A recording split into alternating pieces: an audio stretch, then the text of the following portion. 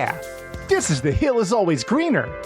Huh? A show where four friends have chill discussions about Sonic the Hedgehog to distract themselves from everything happening right now and their own rapidly waning ability to relate to the youth. I am Rock the Jake. I'm Cyberlink, and Kiwami means extreme. I'm Game Buddy, and oh yeah, this could be fun! And I'm Falero, and you can barely hear my dialogue under the rapidly increasing volume of the background music. Oh no, our weapons are useless! Retreat!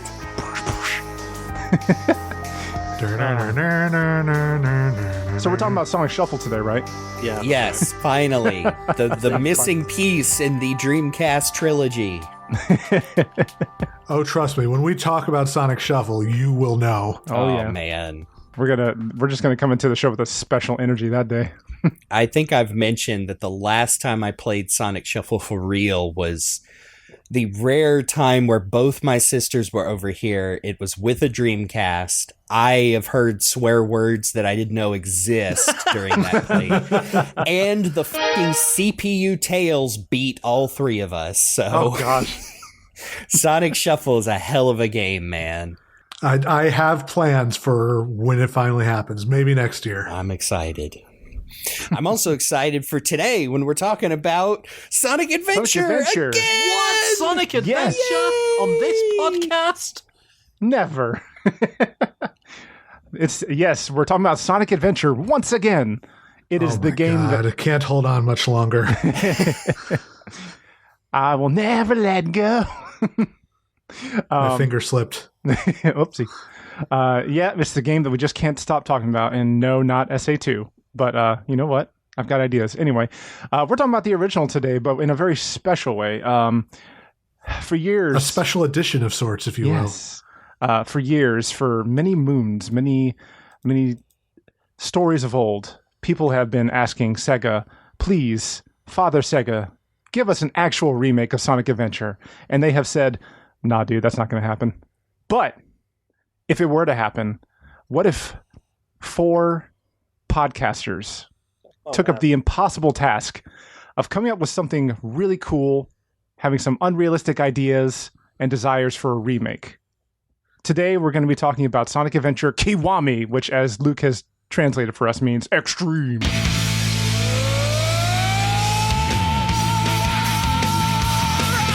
So today's going to be one of those creative exercise, just fun days where we go through the game of Sonic Adventure and, of course, talk about what we'd like. But since we're, digging into the possible remake territory, if it was in our very capable hands, what would we want to add to it in all the aspects of the game that would make it possibly the greatest remake game of all time that could never, ever be topped by anything else? Yeah, if Sega did do the thing that they probably shouldn't do and don't want to do, how should they do it according to us? And if all of you have your own opinions on that, keep them to yourself and listen to us talk about it, because this is our show. But put them in the comments, let us know. As I've said before, our opinions are more important than yours because we have a podcast. Make your own podcast. I'm sorry, listening audience. This is just what we want out of. If they did do the thing that we want, and they won't. But if they did, this is what we specifically would want. I love it. and I mean, I can only speak for myself, but I'm just having fun with this. I have not written like a manifesto of what must be in a proper Sonic Adventure remake. I'm really just going off the top of my head based on a few categories that Jake has come up with for us today. Yeah, so we kind of talked about this at the end of the last episode, and I just kind of expounded on it. The main places we're going to focus on today are gameplay, story, music, voice actors, graphics, and then just what I call pie in the sky hopes and dreams. Like, after all that, what other just absolutely crazy stuff that would totally fall under budgetary constraints could we add into this remake? But of course, if we think of anything else outside of those categories, I'm sure we'll have something fun to say about it. I'm looking forward to this personally. I think that, Sonic Adventure is such an intrinsic part of, our love of this franchise. I think that it's going to be interesting to look at it with both an optimistic but critical eye in terms of, okay, how would we change this? How would we quote unquote fix it? What adjustments do need to be made to make it kind of fit with the Sonic of the modern day? See, one thing I've got written down here, and I had this thought earlier today, is there are lots of different approaches. I'm sure we're going to handle each individual section and aspect of it in different ways based on the outline that Jake put out, and that's very useful that we split it out into different sections. But I think overall, in my head, there are 3 ways that they could potentially do it. The one is the Metal Gear Solid Delta approach, where it's like a slavish recreation of the original outside of the visuals and mechanics and just reuse the dialogue and stuff. And I don't think Sega will do that. That's just not their sort of jam. There's the actual Kiwami approach, which is the Yakuza Kiwami approach, where you use the original game as a base and build out of it without changing the story much, but you build upon that. Or there's the crazy approach, there's the madman approach, there's the psycho approach of the Final Fantasy VII remake, where you completely reinvent it with a reimagined story. And maybe it's a pseudo-sequel as well. So there's lots of different Sonic ways. the Hedgehog takes off. Oh, man. You probably know this, but in the early 90s, there were 2 different Sonic cartoons airing at the same time. Christ, yeah, you're right. They're doing a lot of that right now, actually. I've seen a few of those. It's bonkers. So there's a lot of potential ways they could do this, but we'll determine exactly which approach is best, and maybe it'll just be our own original one, and I feel that's probably what the case. But as we get into this... So I think with all of that sort of explanation and expounding out of the way, I think we can just go ahead and just jump right into this. And I figure, one of my favorite things about Sonic Adventure is the way that it plays, because I like the open areas and I like the speed that Sonic is able to go. I would argue that Sonic's able to go faster in this game than some of his more recent games. So I want to start with gameplay and just, of course, not just talk about Sonic, talk about all the characters and what we would like to see either hold over or updated. Because, I also believe I'm a proponent of if it's not broken, don't fix it. But, we do want to make it at least somewhat modern for the modern times. Yeah, it really does depend, because the key feature of the original Sonic Adventure is the wildly differing playstyles for each of his characters. And that was, at the time, that was them showing off look at all these cool things you could do on the Sega Dreamcast, which is why one of the characters actually fishes, and one of them does shooting, and there's a sort of survival horror element of one of the characters, and one of them does treasure hunting. And it kind of and I don't think Sega really like to split up the playstyles nearly as much as that anymore, because they want to have one solid base to work from. So it makes you wonder if they even want to do the 5 split different character playstyles. But maybe. I feel like you said, I feel like it is such a crucial part of Sonic Adventure's identity that I don't think you could get away with not having at least, maybe 3 of those styles like in Sonic Adventure 2. This is not so much directly related to how the game plays, because but I have had this idea stuck in my head for, I think I mentioned it last time we were talking, but if you wanted to maybe not necessarily cut play styles, but maybe streamline, and I'm not jumping forward to the story mode, but streamline maybe the character selection. I can't help but think of this branching path that would be in the main story mode that starts with Sonic, and then as he meets other characters, just like in the original game, you unlock their branches. And so you would spend, again, most of the game as Sonic. Sonic visits 99% of the locations that all the other characters do. But then you would be able to go back or stop and branch off and play Tails' story, but you can see how it connects to Sonic's main story. And I could even see little blurbs and, maybe instead of the the scrolls that would summarize like what was the last thing you did in the story, you could see that relation in the in the branching story, which might also be like a coy way to explain these slight differences. Like, oh, here's where we're playing Tails' story, so Tails is the one that fights Knuckles and Gamma and etc. Even though, we saw it in Sonic's main path. And the way, like, I don't think I'm even ready to say, despite how controversial it is, like, you cut Big's fishing. No, I think you leave it in there, but it becomes more of, like, a very short scenario that feels more like a mini game. And maybe, like, part of the, after you do Big's story, you unlock maybe a larger, more expanded fishing mode than necessarily, let's say, like, the side goals that were in the original game. I feel like Big the Cat in particular is like the big sticking point. Sticking point for this, because that's the one that's so wildly different from the rest of the play styles, because you're not getting to a goal, you're trying to find, and I suppose technically, okay, in the Knuckles one, you're trying to find something, but you're trying to find something with a completely different set of mechanics. So it's literally fishing, and they had a really simplified version of the fishing game in Sonic Frontiers, and that was a lot of fun, but it was maybe a bit too simple. There's got to be some sort of middle ground or something, some sort of ratio that works a bit better than that, and also the original version.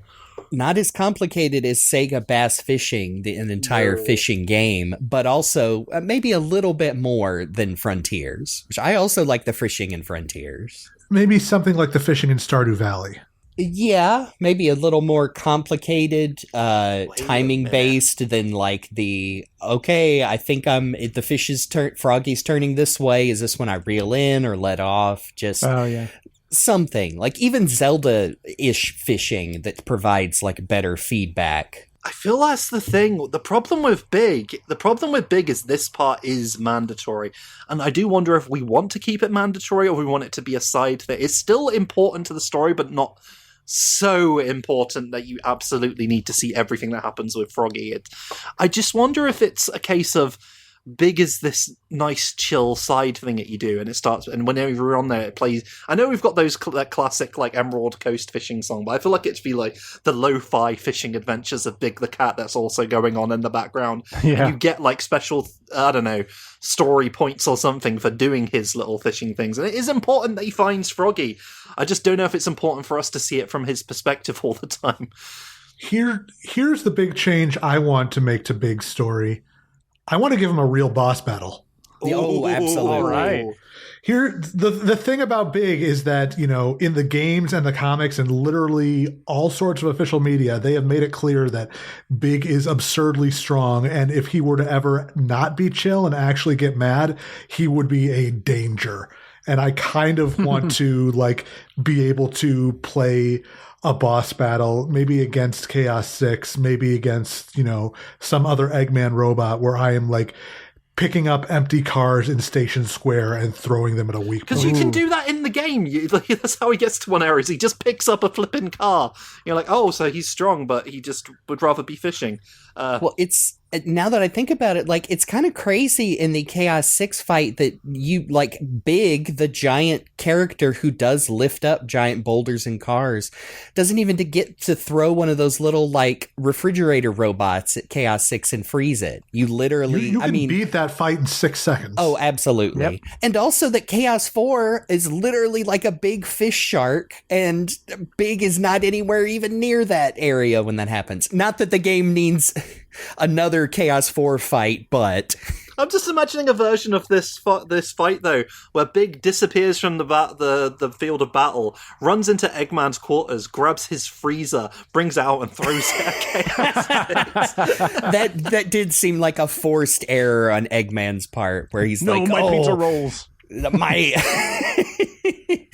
My creature is almost complete. He's this giant, fucked up scorpion frog. I'm going to help him out by dropping these little robots that put out freezy air. Surely that won't hurt this water beast. but then we wouldn't have a game, etc., etc. Yes. I think you could add little things to Big's levels that make it feel like you're playing as him. Like, if maybe some of the secret fishing spots, stuff you had to do with those, like find the big boulder and ice cap and break through the ice, were more incorporated into his gameplay. Like here, like you have to traverse half of a level. And I mean, I don't want Big running around the same loops that Sonic does, but maybe if you had to get to the fishing spot where Froggy is, and just try and keep a balance of, differentiating gameplay. Like, I'm not saying do this, but, playing Donkey Kong Bonanza and being able to literally punch a hole straight through a wall in front of you to get to a thing, and the game deals with that. I feel like you could do something very simple like that with Big. Like,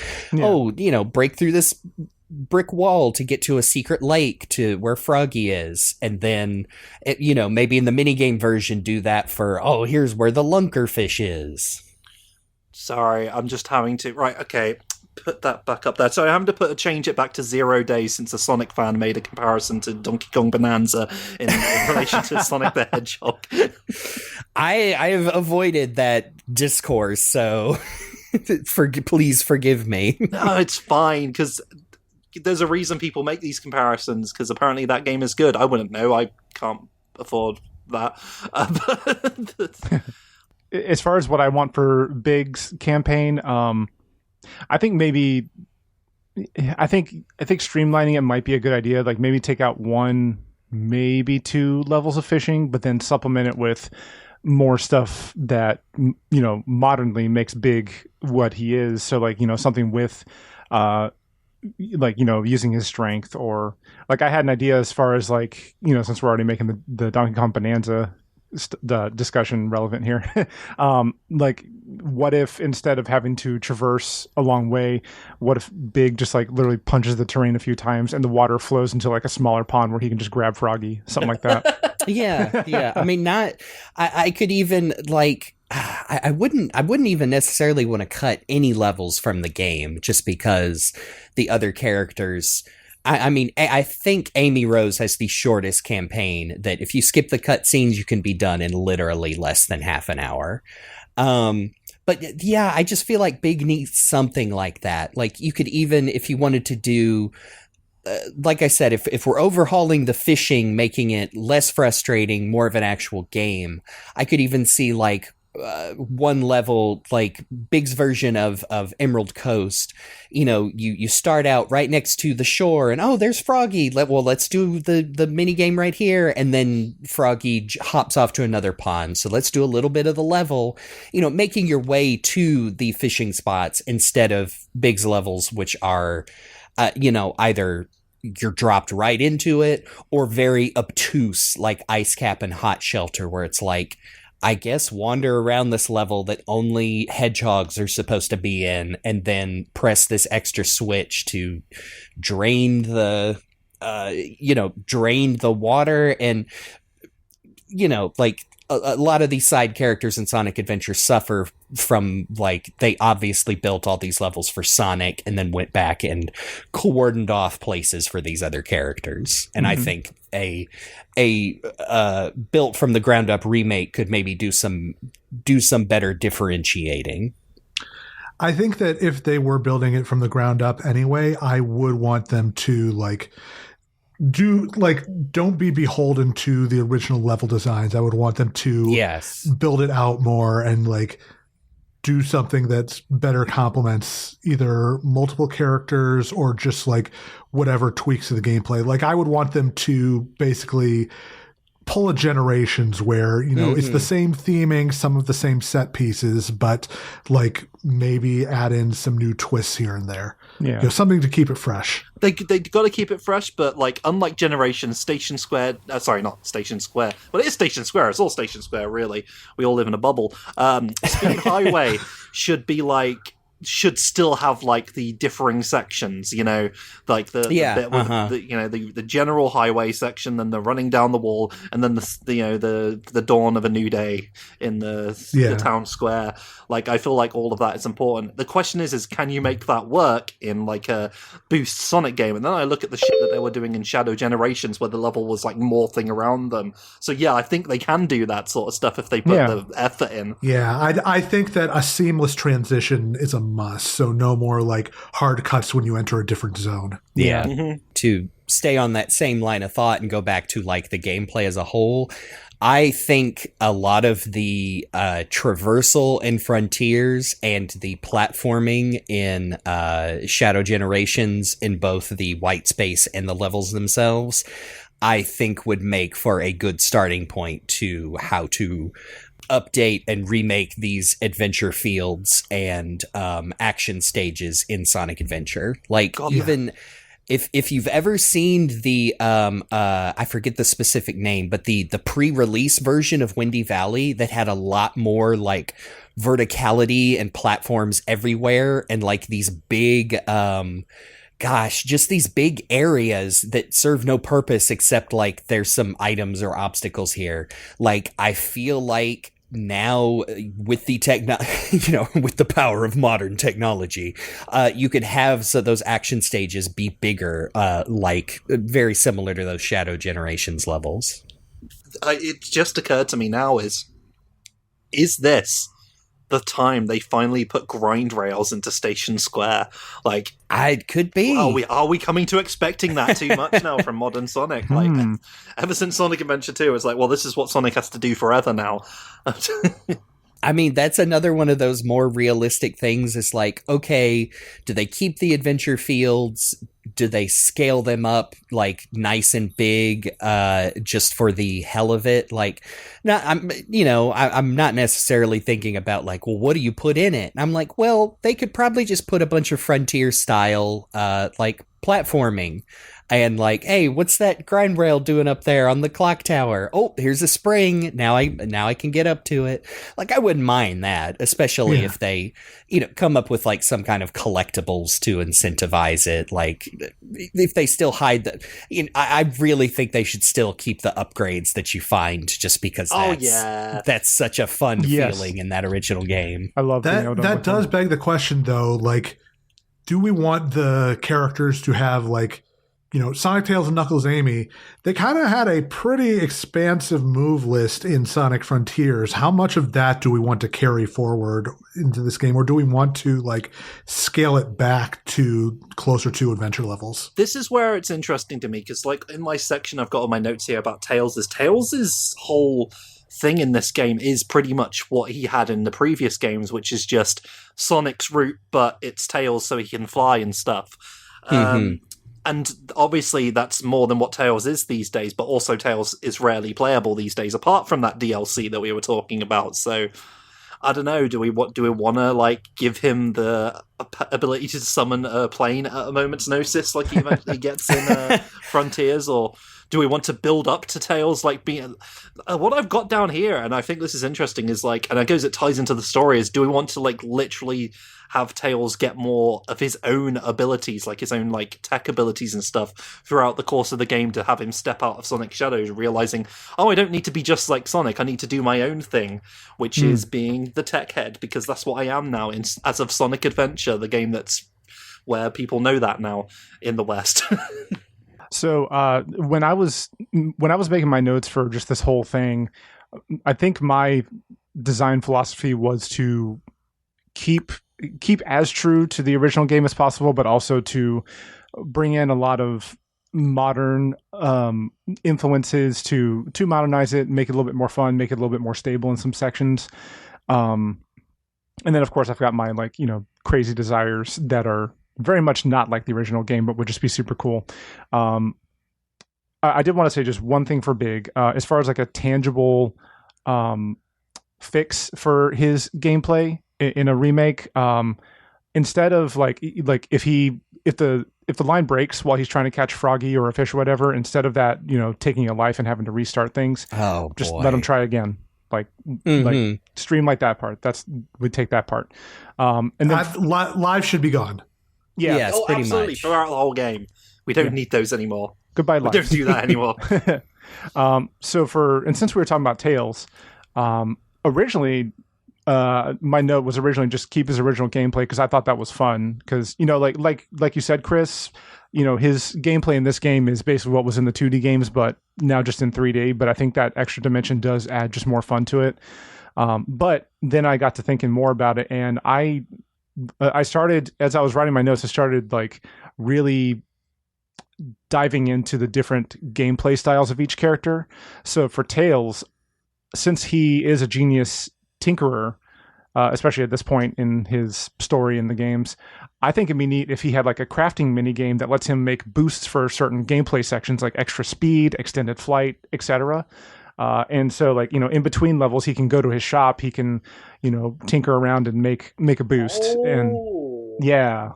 Actually use the shop for his little workshop for something. Yeah, I like that. You could even maybe tie, I think we should leave like upgrades in the world, but I wonder you could even like tie those to that, or maybe Tails finds them and like a thing you can save up is like, oh, this will extend my flight ability even longer. Yeah, like not necessarily to complete the game, but just for a sense of it makes it easier and a sense of accomplishment. Yeah, because I didn't want to get rid of. Oh, go ahead. No, and say like maybe that could be unique to Tails, like maybe only his story has that, or I mean, you could even maybe you could tie that into all of the other characters. Like everybody goes to the Mystic Ruins, and like you pop into Tails, and he's like, "Oh, hi, you're the Mr. Robot we fought on Egg Carrier, but if you promise to be good, I'll work on your equipment." Or Knuckles comes in like and that. says, "I want to punch harder." I need the monkey destruction switch.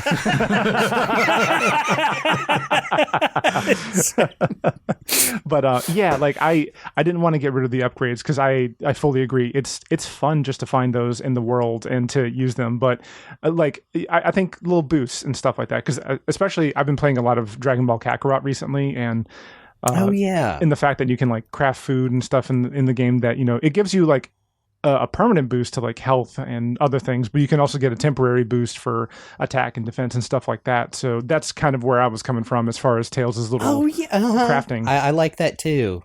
As far to go back to your original question, Luke, I think the Frontiers movesets can be a good reference to how you would update it for a Sonic Adventure remake. As far as like the style, I don't think Tails should have his like mystical digital wrenches he throws.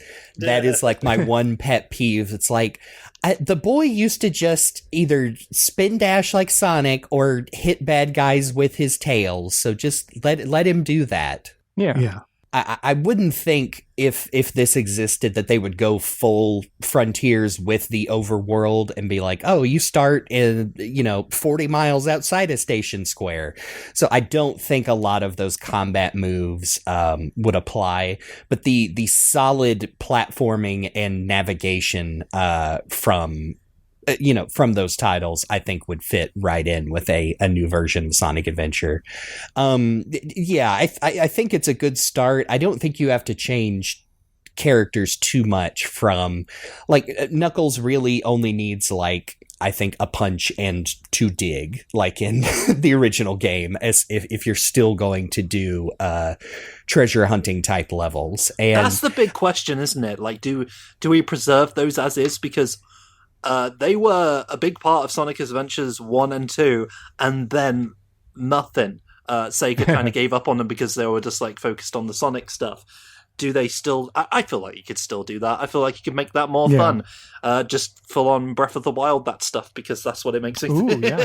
Absolutely. And instead of I think you expand the Emerald Radar into like a little mini map in the corner, and maybe your clues make it less annoying for one thing. Yeah, like put enemies on there.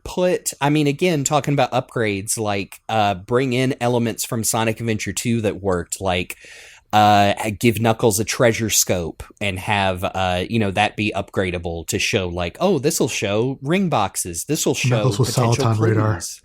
Yeah, basic. I mean, I'm not even kidding. I did think of like more of the Metal Gear style mini map, and which I mean inspired like basically every modern mini map as well.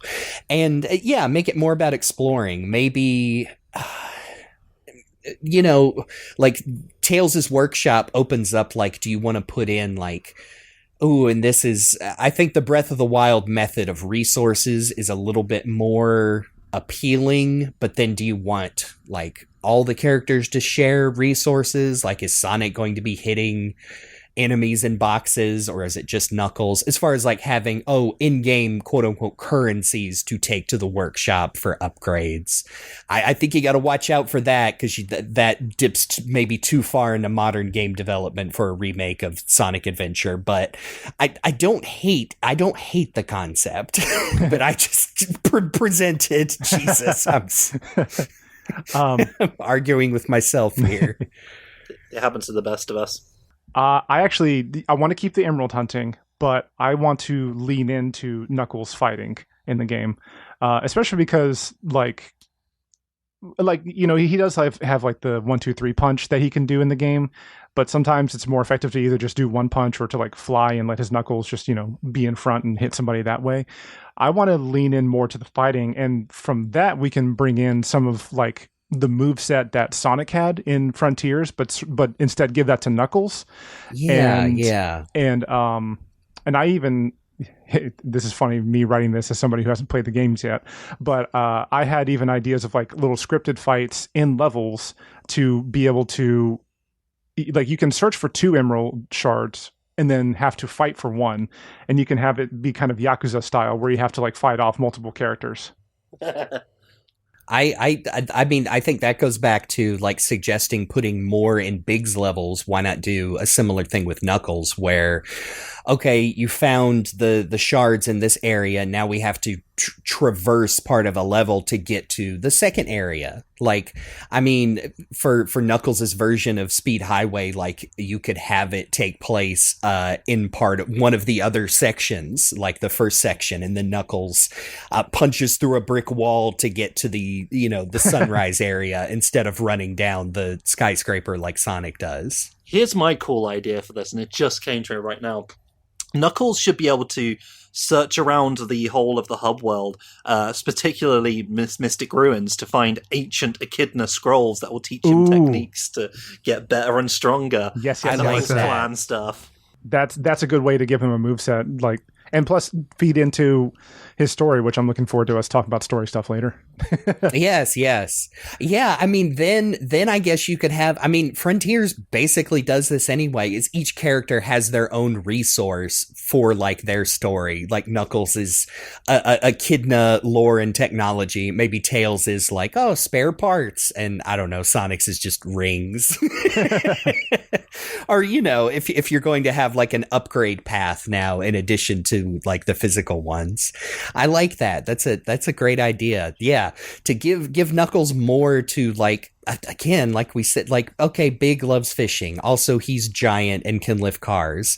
Knuckles is the cool fighting guy. He's got boxing gloves for hands. Let's, like you said, almost backporting in like stuff that is in later games. Like, as bad as it is, like, even Sonic 06 had a pretty cool idea with the Amigo system where, like, you get to play as these characters now. Like, even Knuckles and Rouge had, like, a modified versions of their adventure moveset. Yeah. It was just in Sonic 06, unfortunately.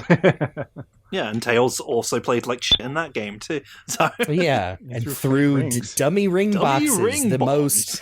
Doesn't that just make sense for Tails the Fox? Dummy ring bombs. Speaking of, talking about Tails tinkering, this might just be me. I kind of want a full, like, overhaul expansion of the, like, aerial combat sequences. Oh, absolutely. Ooh, yeah. Like, yeah. I feel like you could do a really cool, like, expanded version of that and then have, Tails be able to modify the stats and maybe some of the equipment on his plane. You could either, stick to what it was before where it's just for those 2 sequences and then maybe, some extra missions, or maybe you could expand that so that that's how, you traverse from between the 3 different adventure fields, like Star Fox Adventures, but good. Yeah, or Sonic Unleashed, the Sonic Unleashed tornado sections, but good. Yeah, I think, not only am I like, well, there's another mini game right there is more levels with the tornado, but yeah, I could see expanding those tornado sections, expanding them without making them even more boring. Like, I'm sorry, I've played them so much. I'm like, yep, here we go. The same slow arcade, like it's fine, but I wouldn't say it's my favorite part of the game. That's for sure. I'm pretty sure you can beat that first one without ever actually moving.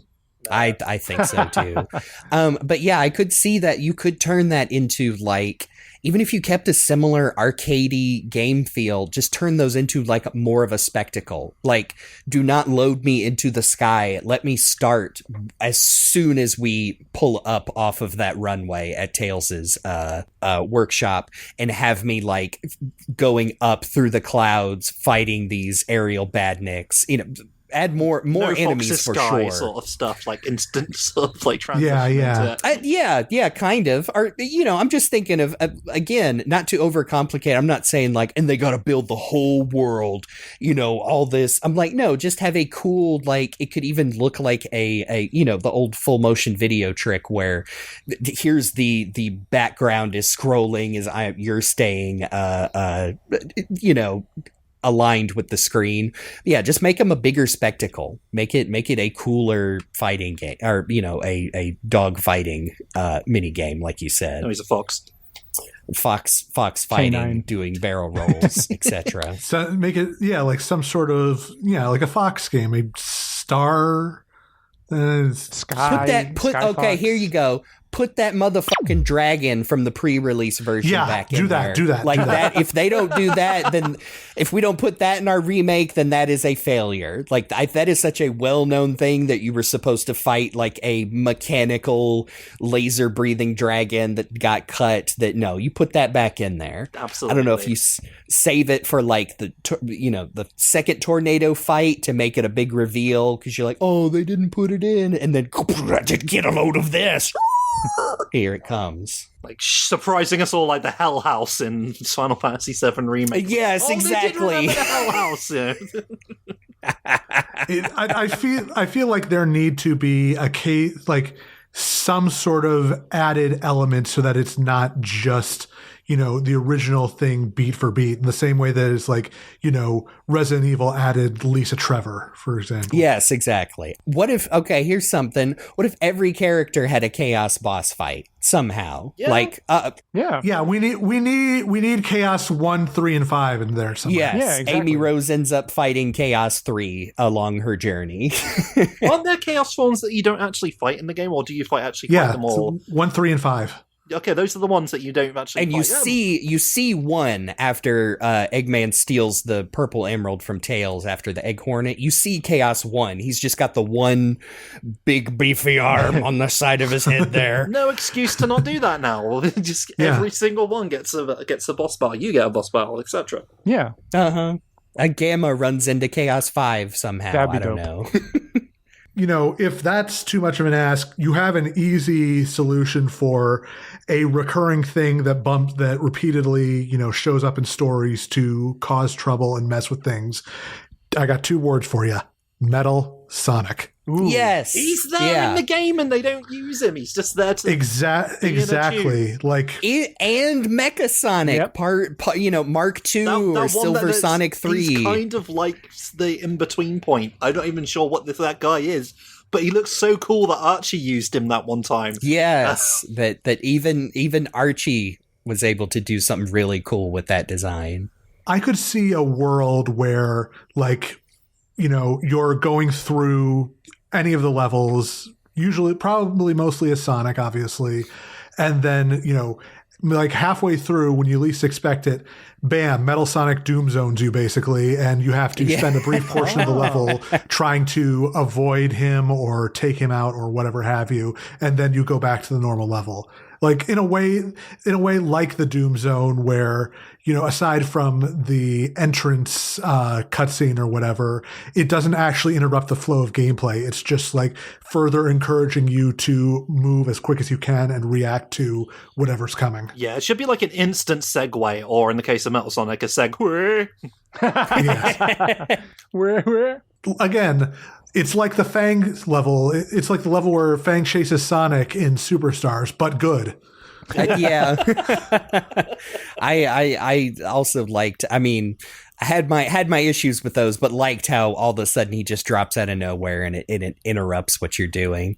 I mean, you could even add the just as a fun Easter egg, like have the the ending of the first level with Gamma, instead of you're just shooting the you know, all of the Sonic, Tails, and Knuckles dolls that don't do anything, have the last part of that be like fighting that Mecha Sonic design instead, like, you know, now let's see how you fare against something that can fight back, Gamma.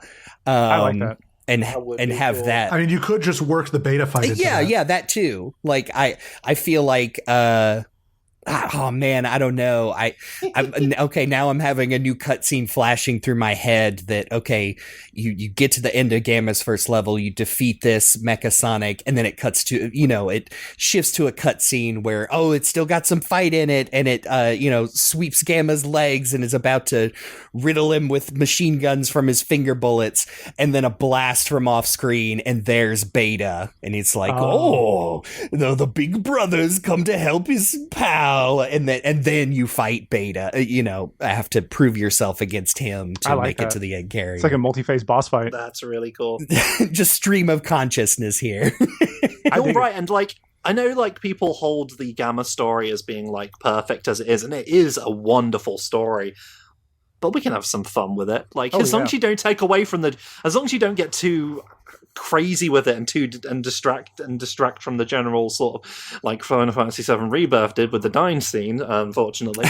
You know, you can. It's still, you don't distract from the tragedy and everything. It's still good.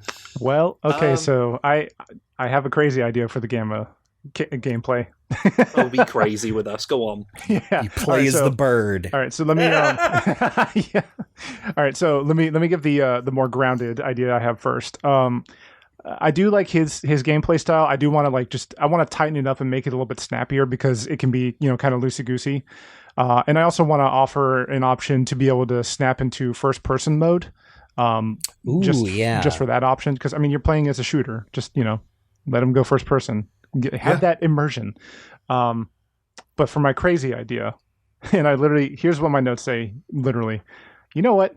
F it. Have one battle in the air, like a boss battle in the air, and have Gamma turn into a jet plane like Afterburner. You just sort of put that in my head, like Sky Chase section, but he doesn't even need to turn into a plane. He's got his booster. Yeah, and that weirdo activate propeller overdrive mode, and he's just flying through the sky, and it's full on, you know, start again. Just put it right in between, right after the Sonic or Tails fight, as he's escaping from the egg carrier. You could put it there, like all these like extra badniks and like debris from the egg carrier falling down around him.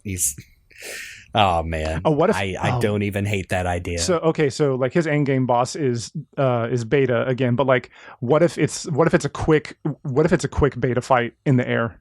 Oh yeah, like make the boss. What do you call it? Phases of the boss. Yeah. I don't hate that idea either. Making some of the bosses more multi-phase to break up some of the monotony of the longer ones. I'm gonna yes and you on that. All right. Same thing for the Gamma boss fight on the egg carrier. Make an aerial portion the second phase, and like. In Gamma's side, you have to, or like, if you're fighting Gamma, second phase is him taking to the air and shooting at you, which leads Tails to, you know, get Sonic in the plane and do another shooting segment. To go build on what I was talking about with the expanded shooting segments. And then with Gamma's side, it's the same thing where they take to the air and Gamma has to supercharge his booster to go after them. And it's, same, like the flying is basically the same gameplay as the tornado, but just from his point of view. Yeah, it makes sense to do it like that, because then you've got like a consistent style, so it's not like a complete change. So you're like, oh, I've done this before, but now... But unfortunately, Jeremy, you'd made a joke before, and it's put this idea in my head, and it's not an actual suggestion. When you said you should play as the bird, I'm imagining a point where the bird gets knocked out of Gamma, and it's like at the end of Mass Effect 3, where he's sort of like crawling over towards the body of Gamma to get back in, and he gets in it like a Gundam.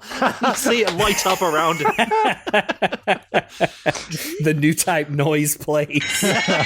Yeah, I mean, it's either that or the bird gets knocked out and starts crying, and a timer starts ticking down, and you have to grab the bird again before it gets taken to Bowser's castle.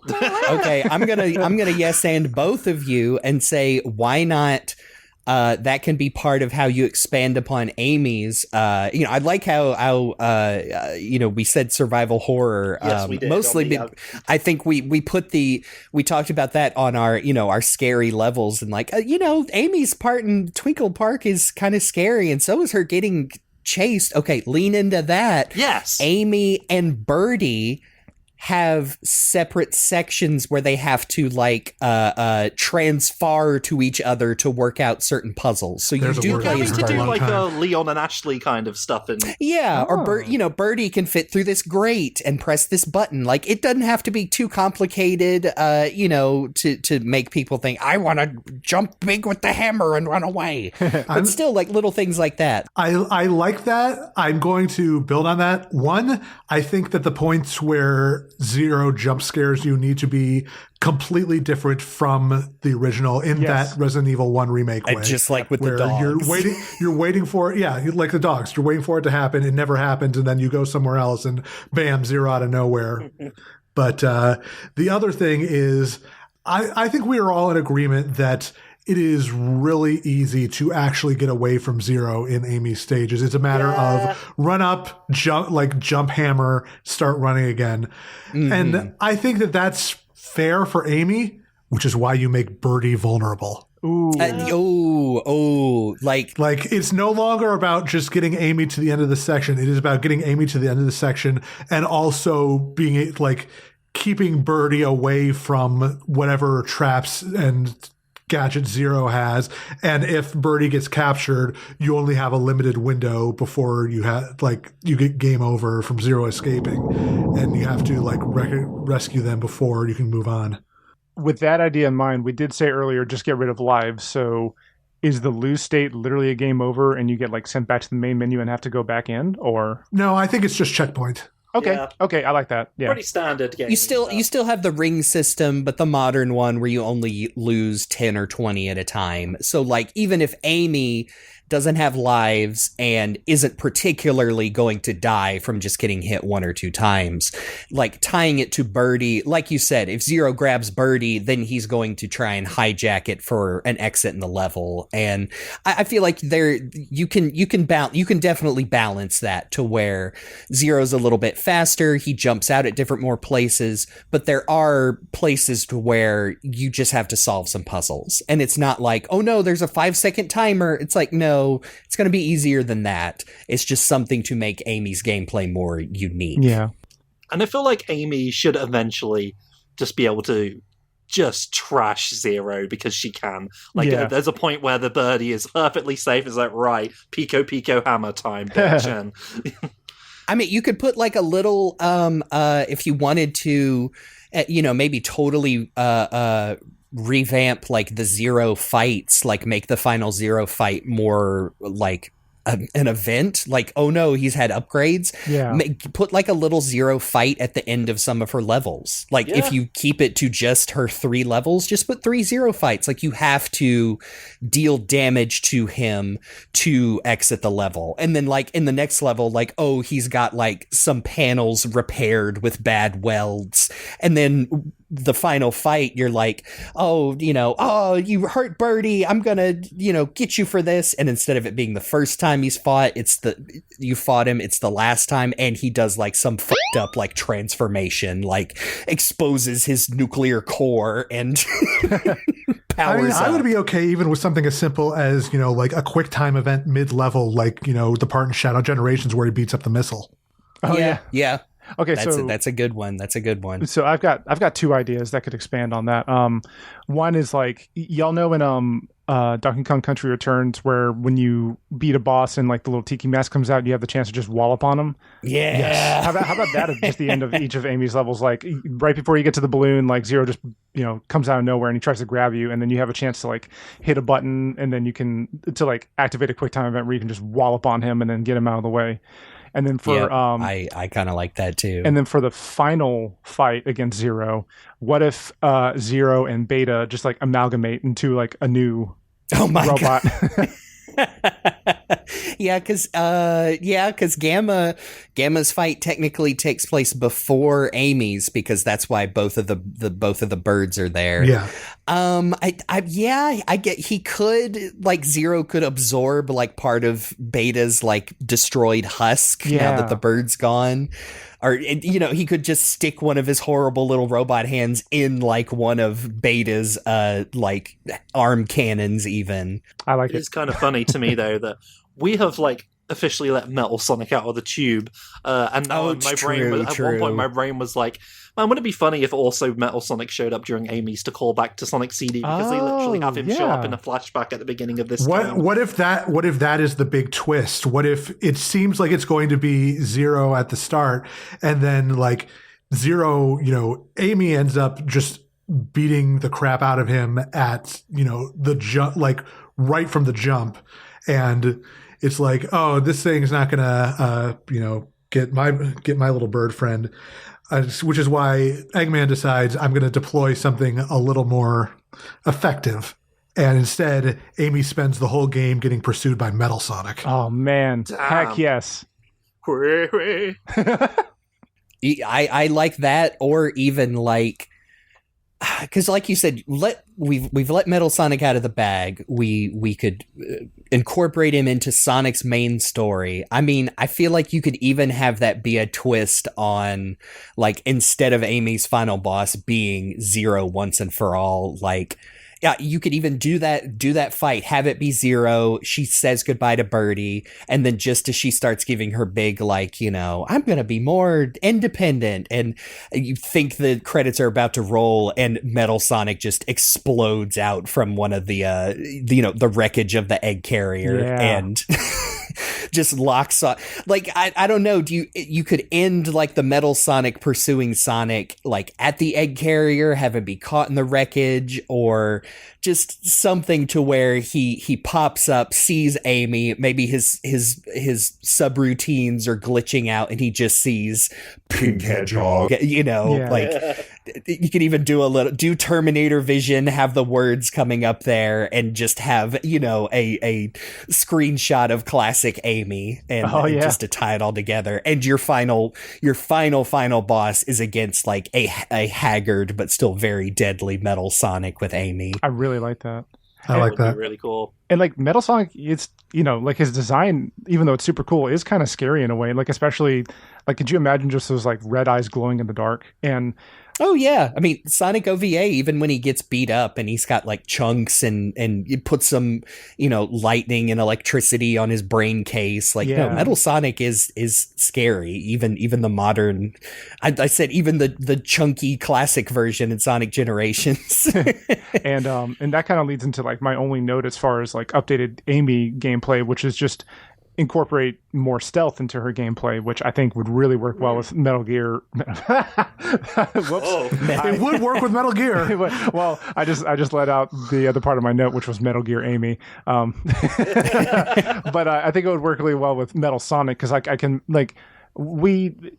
it's, at this point we especially know that like Amy can trounce Zero, but Metal Sonic's going to be tougher, and I think that would be good for like, having her hide behind boxes and behind pillars and stuff like that, and waiting for him to like, search around and then just leave to try to like look somewhere else. So I like the idea of, I mean, of course we're not trying to, this is still like a kid/family game. We're not trying to make this like a horror game, but like you can still have suspense without having to make it. Yeah. Even our pie in the sky, like, unlimited budget remake, we're still like, but yeah, this still has to be like a remake of Sonic Adventure. So don't forget, Sonic Adventure had some really unpleasant topics going on in it. We're talking about like genocide of a race, and like I don't know how I guess you would have to do even more obfuscation, but you probably in modern graphics are not going to show Chief Pachacamac like stomping on the Chow like they do in the original game. No, they're just like no, those little buggers are dead. I think once we get to story, we'll have to figure out that part. We'll work it out. So I'm not saying soften it. I'm just saying, like, yeah, you're right. Like, that is explicitly, like, they are killing those Chow to get to the emeralds, and Chaos goes crazy Godzilla mode and killed all of the echidnas, allegedly. Like, you can't really get around that. One thing I was thinking, one last thing on Amy is, we've gone this whole time without talking about her fortune telling, which you've established is so important to us. Sorry, we said we would use her Frontiers moveset partially. So okay, so it's there. I was just wondering if maybe we could tie it into like the sort of overworld gameplay a little bit. Like, she uses her fortune telling to help her like find the next location to go or find something. Like, and maybe like what actually happens is she uses fortune telling. She actually like summons the spirit of Tikal without realizing it. Ooh, that's cute. I like that. That would be, and then you could tie that into, if you wanted to tie that into her flashback, if you do the flashbacks where they go back to, and I don't know, have Tikal say something like, acknowledge it in a roundabout way that, I wish I could think of a line to throw in, almost to where you would think like, wait, is this time travel or magic? Have Tikal acknowledge like Amy's like spiritual talents or something. That would be cool. Yeah. You could even incorporate that into if Amy's levels were more puzzle-like, to where you just press, I don't know, up on the D-pad or hold L, and like it gives you a vague direction on where to go. And Amy's just like, what do my cards say? And a bunch of canned lines like that or something. I like that. I think that would especially be good on the overworld, because I feel like Amy has the most like, where the fuck am I supposed to go now? Like, how was I supposed to know that's I was supposed to go? Of all of the characters. Yeah, go by the casino to where Sonic is, and then he runs away in a direction you can't see, and it's like, oh, there he is in front of Twinkle Park. And if Amy just had a like, give me a vague direction on where to go button, I think that would help her. And then the birdie starts flying off towards it as well. Like, that would be to really help illustrate it. That would be fun.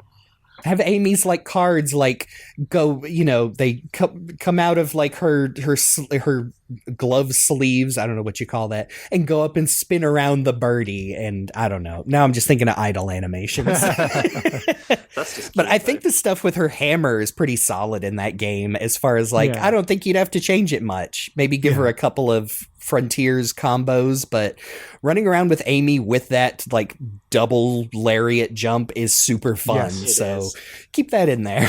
I think as far as the hammer, I would just want her to be able to, while she's spinning, be able to move directions while she's spinning instead of being trapped in one spot. Yes. Yeah. Like make it like a Link sword spin. It's like the one in Wind Waker. Yeah. Exactly. I was going to say, I kind of want to jump to Sonic real quick. Yes. Okay. This is controversial. I think we should give him the boost. I want him to have a boost too. I feel like you can't not do 3D Sonic these days without the boost, unfortunately. At the very least, I think he needs, the Frontiers boost. Like, Sonic has kept the vast majority of his moves from the adventure game, just in different forms. You still got Lightspeed Dash. You could do a updated version of the Lightspeed attack if you wanted to still have something like that, or incorporate it better into the Lightspeed Dash. I don't know, you could even have I don't know, your Lightspeed Dash now targets lines of enemies, and I don't know, something like that. I think Sonic does need the boost, and again, to go back to like Shadow Generations is now my blueprint of like how you the building blocks on how you would do modern boost style gameplay, but start to go back to some of the larger like unique levels from adventure era. Yeah, I mean, I feel like boost would work great for like when I was thinking about it, I thought about Speed Highway and like running on the walls of the or the sides of the buildings and stuff like that. That would be perfect. I think it'd be great for Whale Chase. Yes. Yeah, it'd be. Oh yeah. Oh man, could you like imagine like you start on the bridge and then it runs out of wood and then Sonic just has to run on the water? That'd be dope. Oh yeah. Hey, another thing that was cool in on paper for Sonic 06 that was not executed properly, but let's go back to the drawing board. I was going to say they did it fine in Generations where you could do it, but it would make your meter run out faster. God, it's so annoying how they tried to redo the whale stuff in Sonic 06. And there's this whole bit where Sonic's just riding the whale like, it's so fucking stupid. Oh boy, I hate it. Open the gate, for Christ's sake! I feel like as far as Sonic's gameplay, I really don't... I feel like for the most part, he controls pretty tightly. And again, I said that I really already enjoy his speed that he can go in the game. So I wouldn't really change too much. I love incorporating boost gameplay. As far as like some of the upgrades, I want to keep the light speed dash, but I don't think he really needs the light speed attack, because really the only time he uses it is that one time to get into the hot shelter. And to destroy the monkey. Yeah. Instead of the monkey destruction switch. Tails, please, I need it. And I feel like you can just homing attack. It's never the not monkey. funny.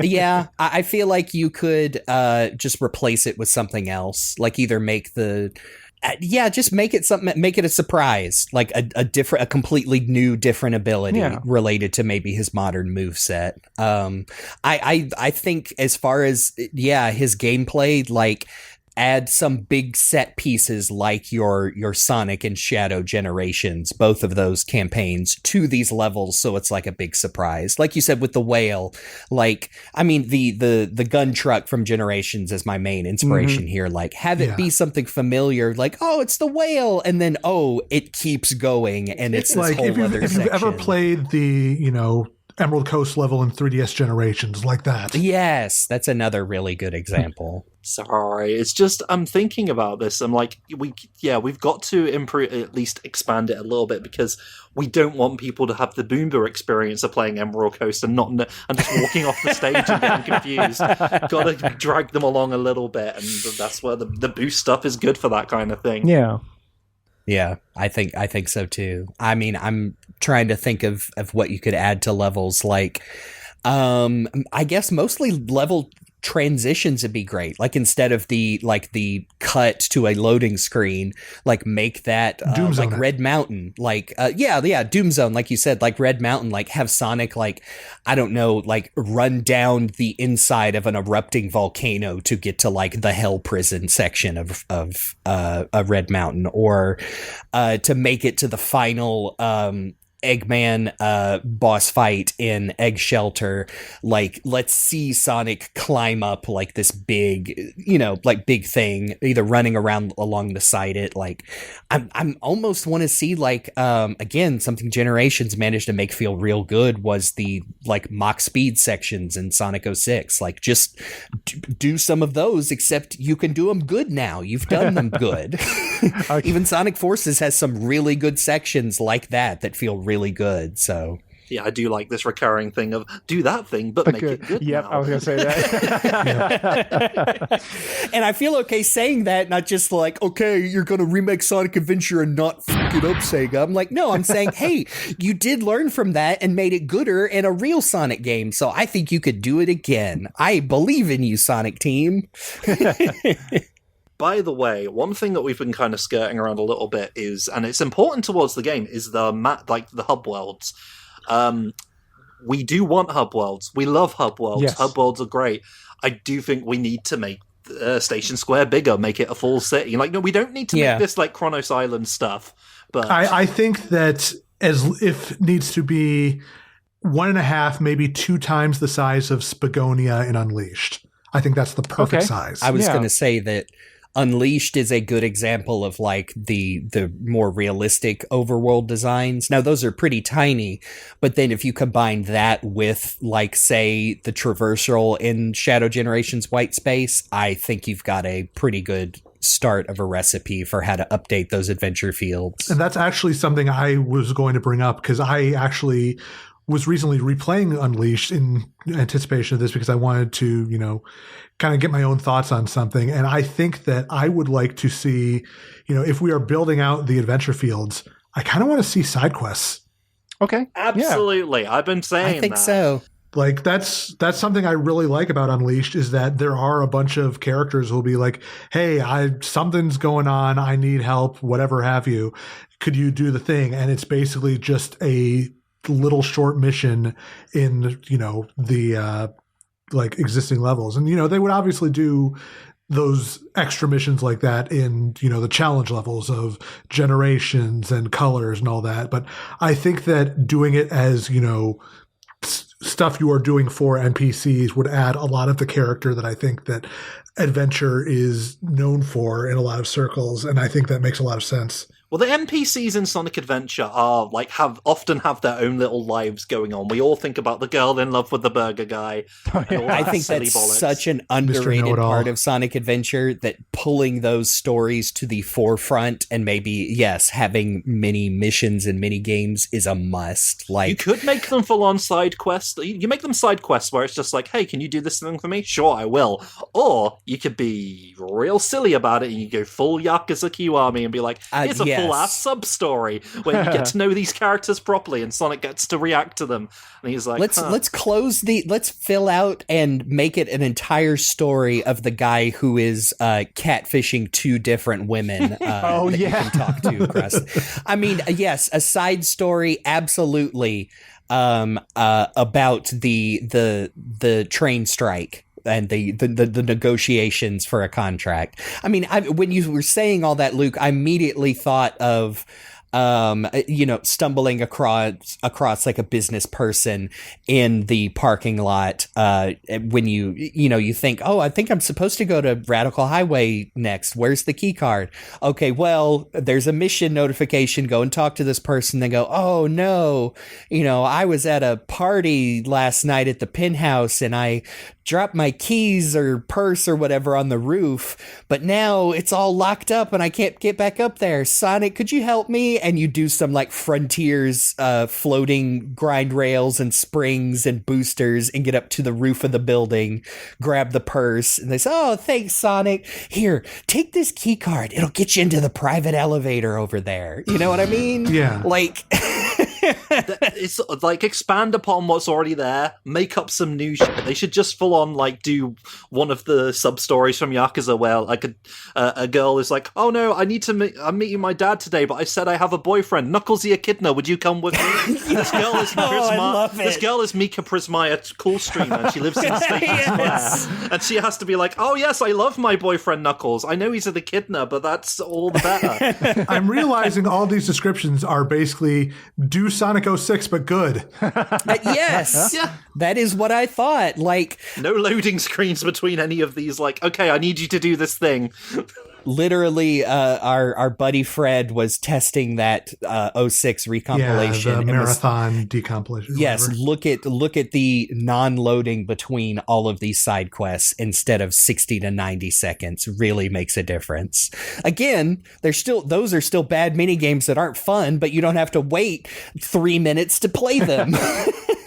And then we just put Fengu in there somewhere saying, I hate porker. Save that for our pie in the sky stuff. Yeah, there you go. and I mean, I think that sounds more better incorporated than like say the mission mode in DX. Like I think you could still have again, just going to other Sega games like we've been talking about, Like a Dragon this whole time, like have extra bonus ones that just unlock something, on the menu. Put the Game Gear games back in there. I don't give a shit. Well, you should absolutely be able to go into an arcade as well, just for the hell of it, just for that experience. Just be like, and play Sega games because They'll let you play fighters. Yeah, they were like, there's this cool game of these characters that seem pretty neat. Wink, wink. I imagine like the interactions Gamma or Big would have going into an arcade, just like like Big goes in and just like, this looks pretty fun. Bass fishing. Do some fun cameos. Make the Chaotix the ones running the the arcade or something like that. If they put Cream and DX for crying out loud, like, I don't know, put a Rouge in the background somewhere. Like, this is a remake. Like, hey, Rouge I know can be in disguise. Been talking about Final Fantasy VII remake, but yeah, throw some weird shit in there that makes people go, huh? And there's Rouge and did you see Barry the Quokkas in the Sonic Adventure remake? He's the hotel desk clerk. You make a good point. Let's have some like furries walking around Station Square to, lean in more to this whole shared universe. I'm sorry, I keep thinking of like, how would I want to expand upon Station Square? I'm just like, make it like Camera Roadshow. So I'm just like, hey, Sonic, I've mentioned this before. There should be karaoke mini games for Sonic and the characters. That would be fantastic. They should sing the character songs. Yeah. Put we haven't gotten to music yet, but yeah, put all of make the original vocal themes unlockable, and you can do karaoke. Ooh, I love it. Dude, I can imagine right now, like, Sonic, Tails, and Knuckles are doing karaoke together. Sonic's up there singing, Tails is cheering him on, but Knuckles is like, haha, you suck. Yep. Somebody write lyrics for Eggman's theme, the weird, like, marching theme that you only hear once or twice in Gamma's story.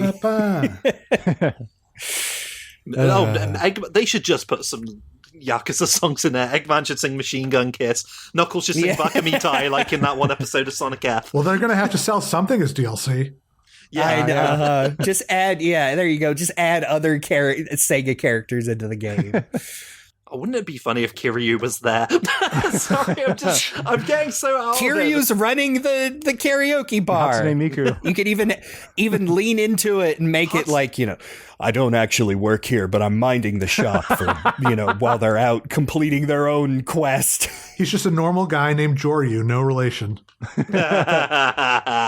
Rock the Jake, though, brings up Hatsune Miku, and Hatsune Miku should be there. She should have a little concert in Station Square, and you can invite her to karaoke because you have a side quest with her. You say you help Hatsune Miku with something.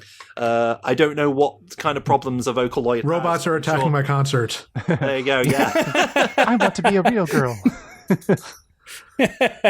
There's only one robot master in this town, and it's me. He just drops Badniks and Gamma units on the stage. After the mission, Eggman's just like, I can't believe I lost, but that Hatsune Miku gives me an idea for a daughter in the future.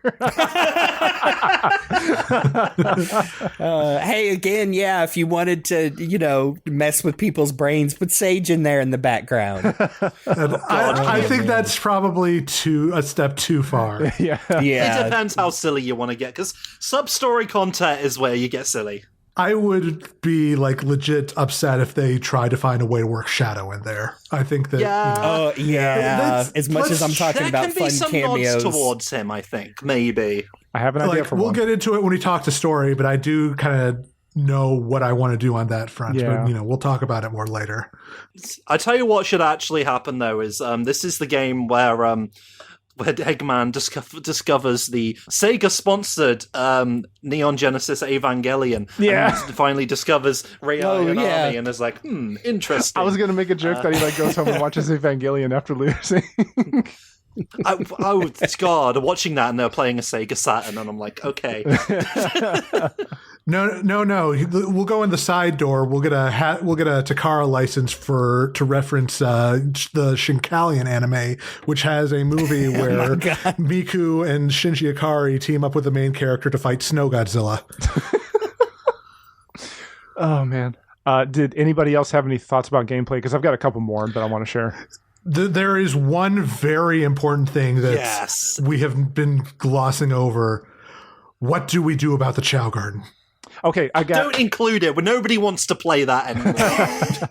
But we're going to include a Chow and everything, but you can't play with them. My extreme opinion is either you cut it completely and destroy, everyone's hopes and dreams forever, or you go all the fuck in and cross media properties. You can download them on your phone in a companion app that they can't do the VMU, sign but a you can do contract that. in blood to never take off the App Store. Yes, I think this is where you pull out all the stops. You take everything from Adventure DX to Battle, everything from the Game Boy Advance versions, the VMU thing, and you put it in there, and then yes, you have some kind of like companion app to replace the VMU Chow Adventure. Here's my thing. I think that you don't have to change too much from the Adventure 1 and 2, like 100% like agree. Chow Gardens in general, but there is one crucial change that I think is essential. You can play in race and karate. Like you can control your Chow. Oh, okay, yes. Yeah. Yep. Actually put some more interactivity in there than the really confusing stamina cheer system. Like it's not just cheering them on. Also, there should be Chow sub stories as well, and everything. And the Chow should be like interwoven into the story beyond the backstory stuff with chaos. Yeah, I think that you could easily do a thing where it's like, you know, you have your Chow, like your Chow can be used in specific sub stories where it will be like it could be like, you know, somebody else who is raising their Chow like offer to have them compete in a race or a karate fight, or maybe it's like, you know, find my lost Chow or whatever, and that's how you get, you know, the rare Chow eggs, or like how you know, can get like some rare equipables and stuff. Yeah, like I think that if you just have that as rewards and stuff, that makes a lot of sense. Like stuff for Chow. Even like, oh, I've earned a rare costume or an animal or a trait, or, you know, just all kinds of stuff you could add to the Chow stuff. Yeah, I think having a bit of control over in the Chow races, because I mean, how even if you have like the beefiest, most hacked Chow, like there are still ways like, no, don't get caught on that corner of the wall. No, you're killing me. No.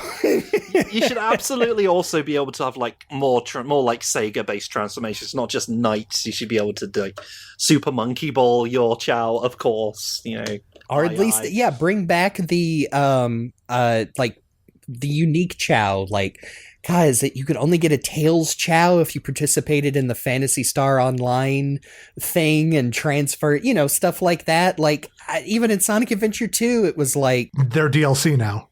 Yes, exactly. And I mean, again, we're just going like a dragon, like the stock car races and whatnot. And, you know, it's just another opportunity to throw all kinds of new NPCs in there. Throw in Bobby Schroeder's persona again. She's running the Chow races in Station Square.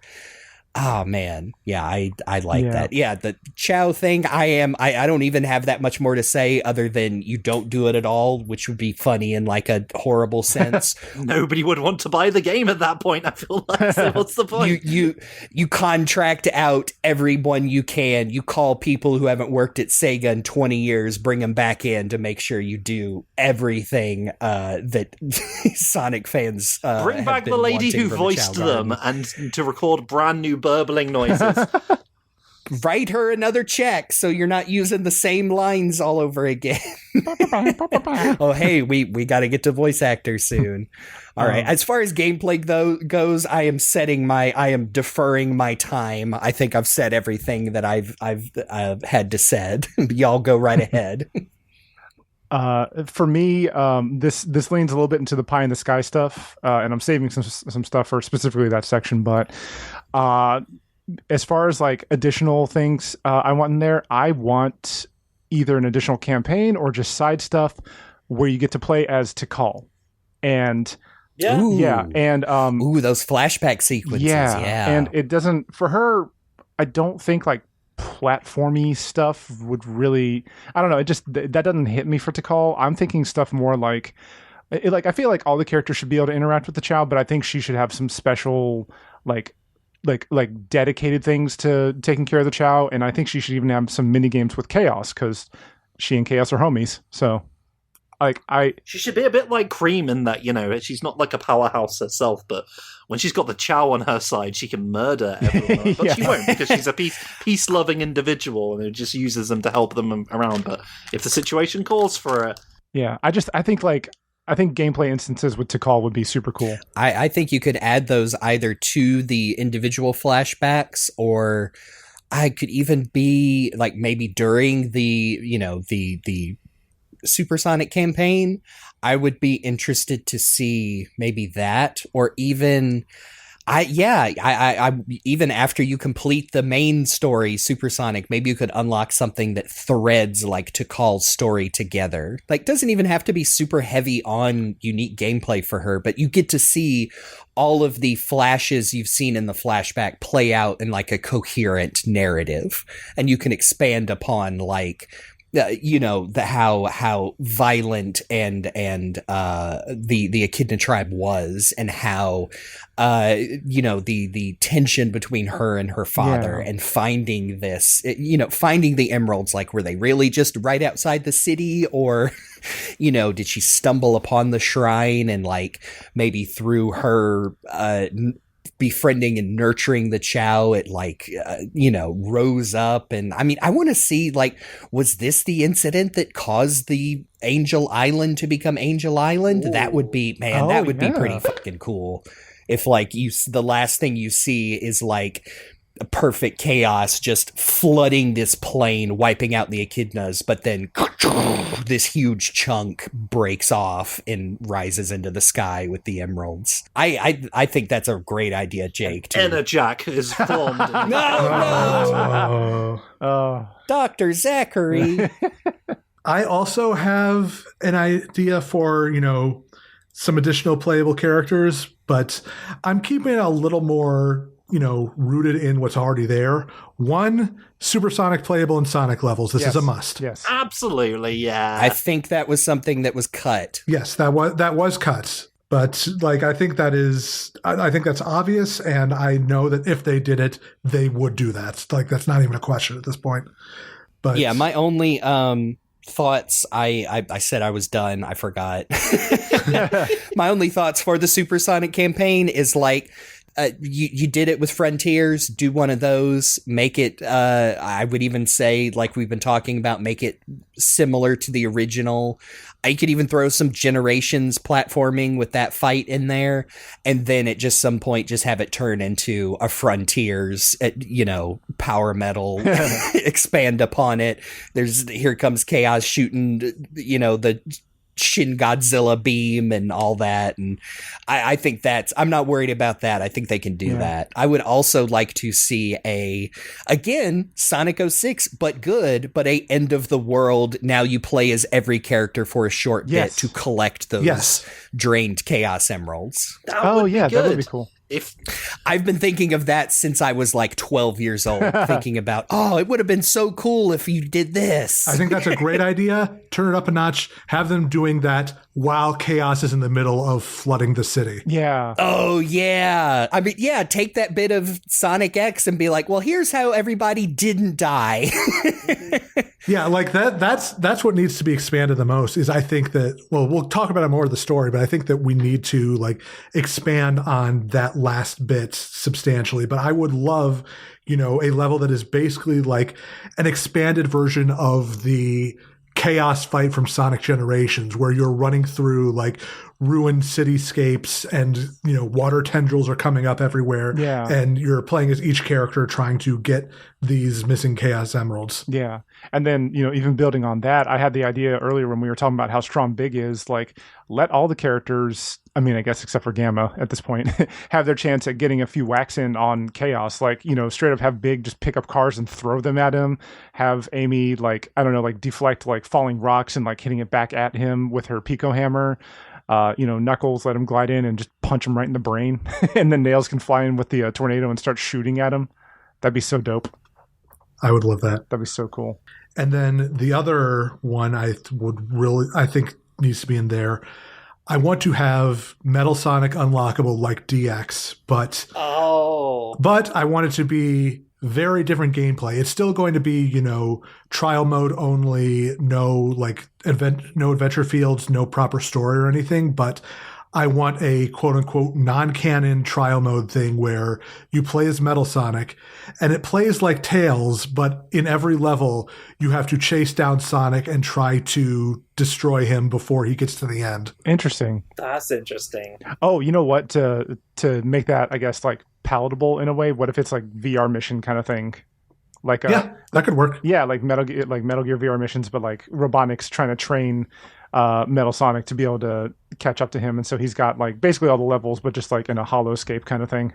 Even if you did want to do some cutscenes, I'm just sort of like seeing in my head, like imagining him like chasing after Sonic, and then he suddenly flashes back to like Stardust Speedway right when he crashed into the wall, and he's sort of like those memories are staying in his hard drive, I suppose, of never being able to beat Sonic.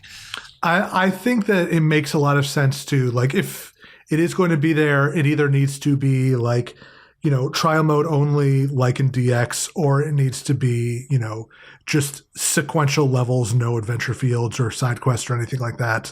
Like it's just one to the next to the next. Yeah, I like that. God, now I'm just imagining a recreation of the race from Sonic CD in game, as well as like a sort of like bonus VR mission. Oh, okay, so there's the emblems in Sonic Adventure. What if like unlocking, I don't want to say all because I just don't like doing that. What if unlocking like a lot of them unlocks you like a recreation of that fight in Stardust? That would be pretty cool, like as a sort of like pie in the sky, baby. Nod to the past. Why not? Hue, hue, hue. Unlock the hue, hue. I have one other gameplay thing, but it actually ties into the graphics, so I'm going to save that for later. Okay. Yeah, that's interesting. And because I feel like we glossed over a little bit earlier, no mission mode, just stick with the side quests. Yeah, I think so. You don't need to extend it out. You don't need to like draw out the. Especially because a lot of people don't like that mission mode. No, that's fair. No, it's not good. It's not good. But yes, taking the base of that and turning it in adding side quests to the main game seems like a good replacement. I like that. All right. Let's dive into the story, which on the outline I've jokingly written, how dare we touch a perfect story? This is not Sonic Adventure 2. It's not quite the fandom isn't quite as protective of this one, I think. Sonic Adventure is one of those that I do think the overall narrative is perfectly fine for as old as it is, for as, early into the era of fully voice acted cinematic stories and games we were in. I think it is perfectly fine. I think it's interesting. Having Tikal and Chaos and the Chow tie into the story is really good.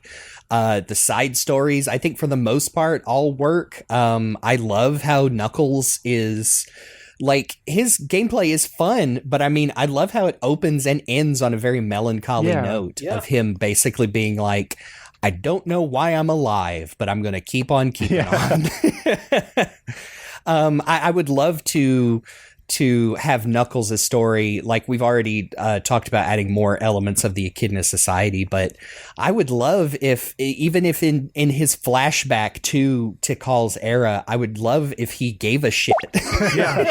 And wasn't just like, oh, that was interesting, better get those emerald shards. So part of the reason we even like came up with this episode was because like a long time ago, I found this like art piece on, I think I saw it on Facebook originally and then DeviantArt or whatever, but somebody like, drew like a really interesting little comic page of Knuckles reckoning with like not being able to like talk with Tikal anymore, even like for the brief instance at the end of the Perfect Chaos fight. And I was just like, oh man, that would have been so cool to have Knuckles, like grapple with the fact that like he could, for small instance of the game, he was actually with his tribe and like he wasn't alone. And I think as far as like any story changes, I want to put so much more emphasis on that. Like that, I just feel like instead of him just showing up and being like, this is very strange. There is so much more you can do to expand that, not least of which being Knuckles having to, reckon with the fact that his ancestors were a bunch of, bloodthirsty genocidal maniacs. Yeah. That's kind of interesting because like literally the next game from now, we have Eggman having to grapple with the fact that his grandfather wanted to kill everyone out of despair. But Knuckles is here being like, weird. Okay, I gotta find the Master Emerald.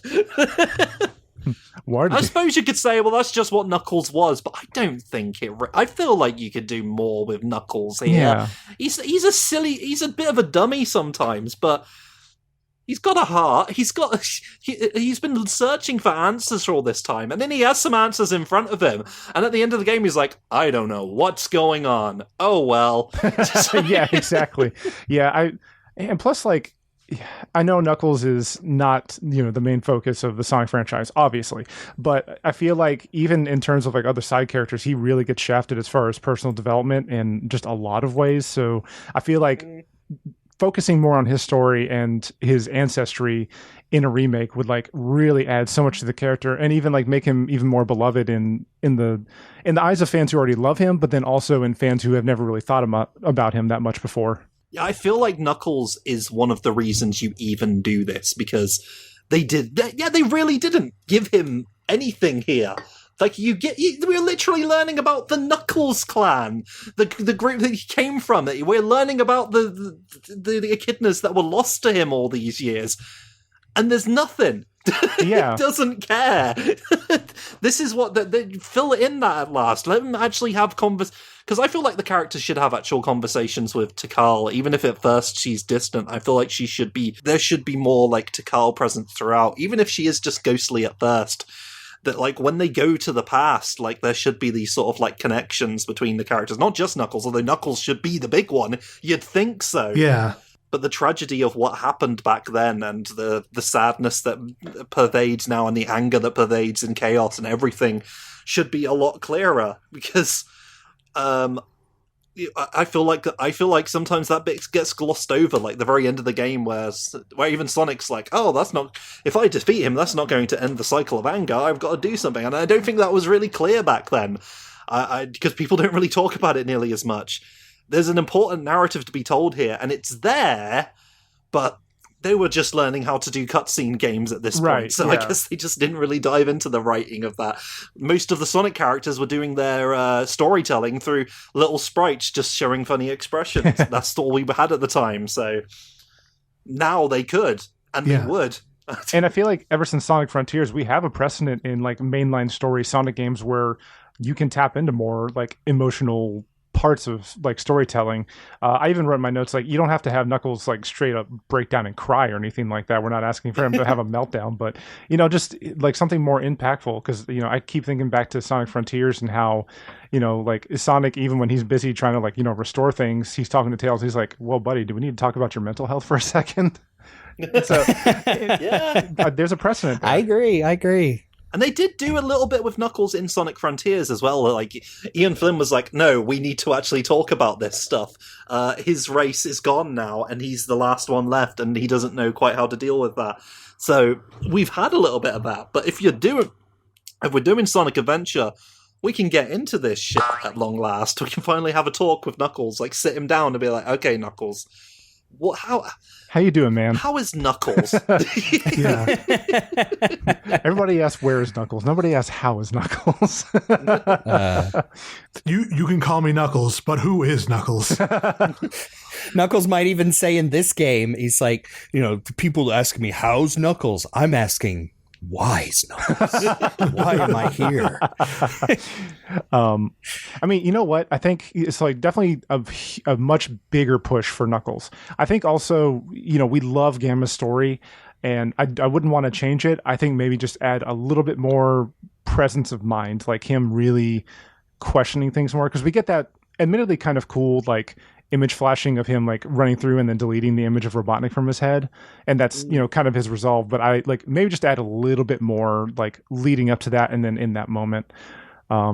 I almost would think you could add now again, like everything else we've been saying, a Sonic appropriate, but almost like Metal Gear Solid 4 epilogues every time you destroy one of these other Gamma, E-series units.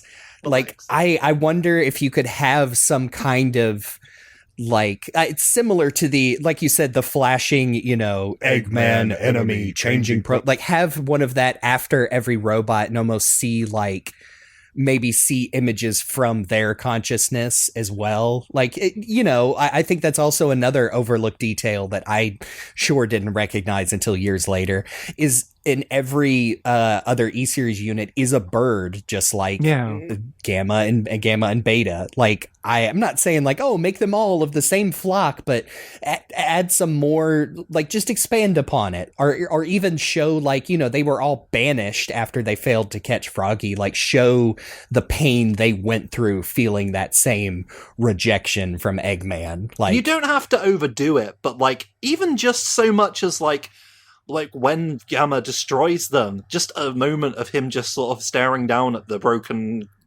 shell of the robot for a moment. Just hold on that a little bit longer. And that tells a lot, really, because it's that blankness of Gamma being a robot that, I don't know, does a lot of surprising amount of storytelling. Yeah. And it's even like, like, again, he's a robot. We're not saying give him emotions and expressions, but even a cinematic moment like that is even like, okay, I destroyed this robot. I sure hope that's the right thing to do. I'm not sure yet. Yeah. But then the birdies join him and they get guns and then they can shoot in the other levels. and then the narrator from Sonic Colors comes in and says, "Unlimited colors!" And you do one last Kamen Rider kick on Beta.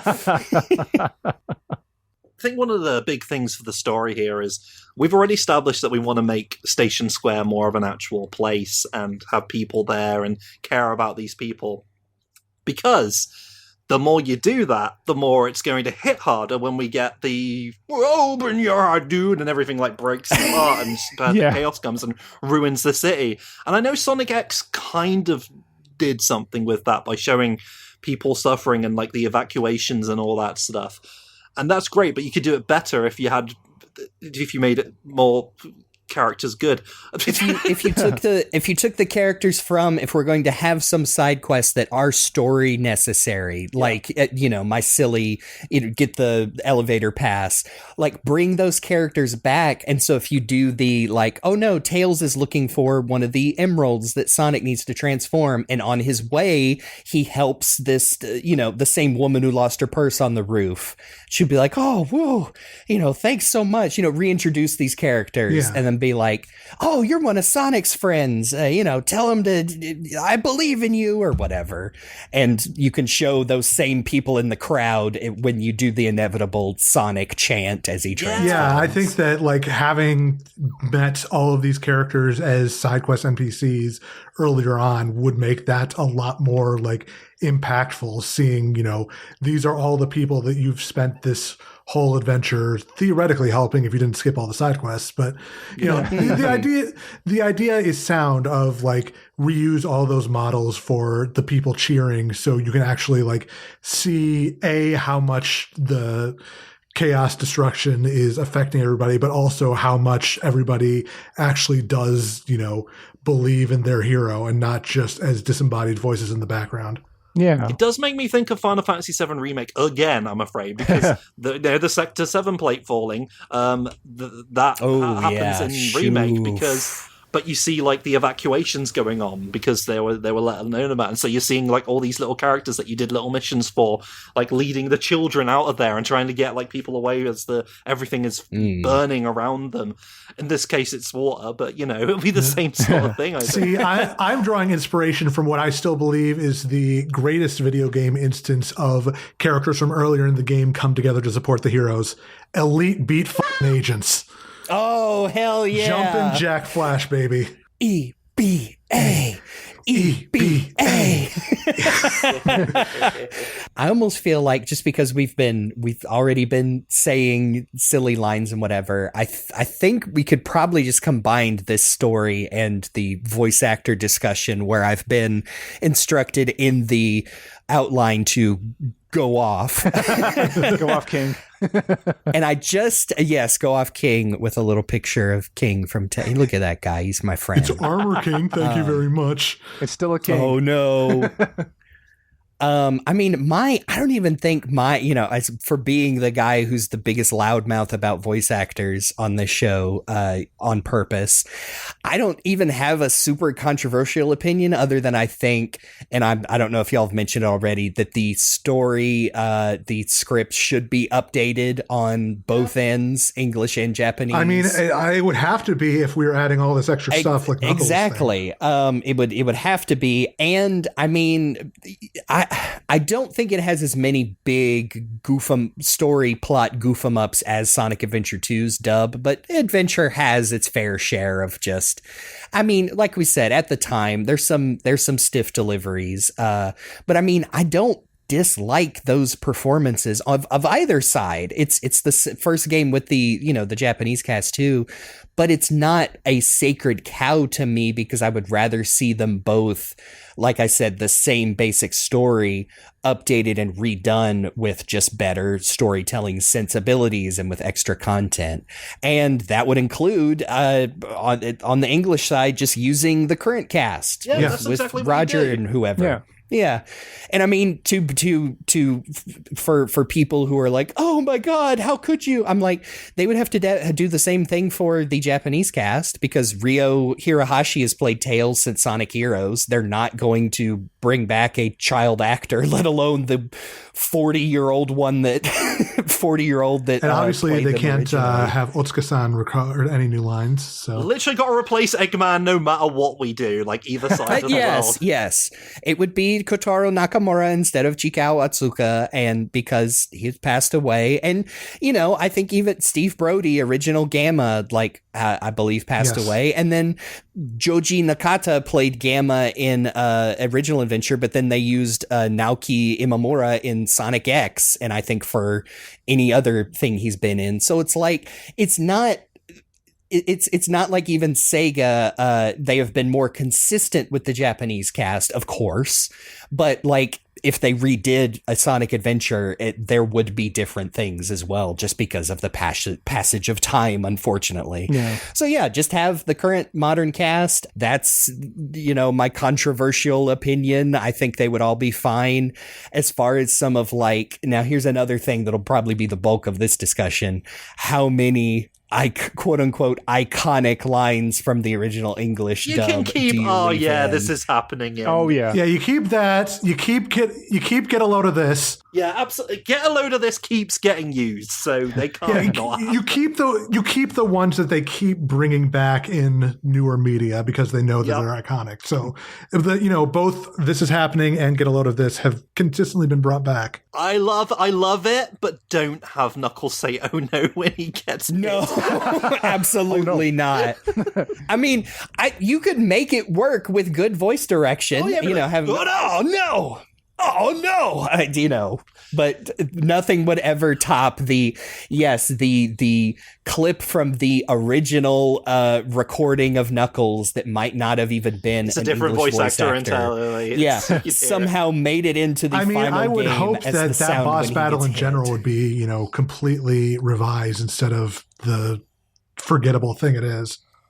Any of those versus boss fights need to be like we were talking about with the Gamma second phase and everything. Yeah, and just make them proper boss fights. Like, it's okay if suddenly Sonic has a health bar instead of just a 3, 2, 1 countdown. Yeah, I think it's funny. I was this is happening I think it's been so long that now it's not outdated slang. It's just a weird, fun thing for Sonic to say.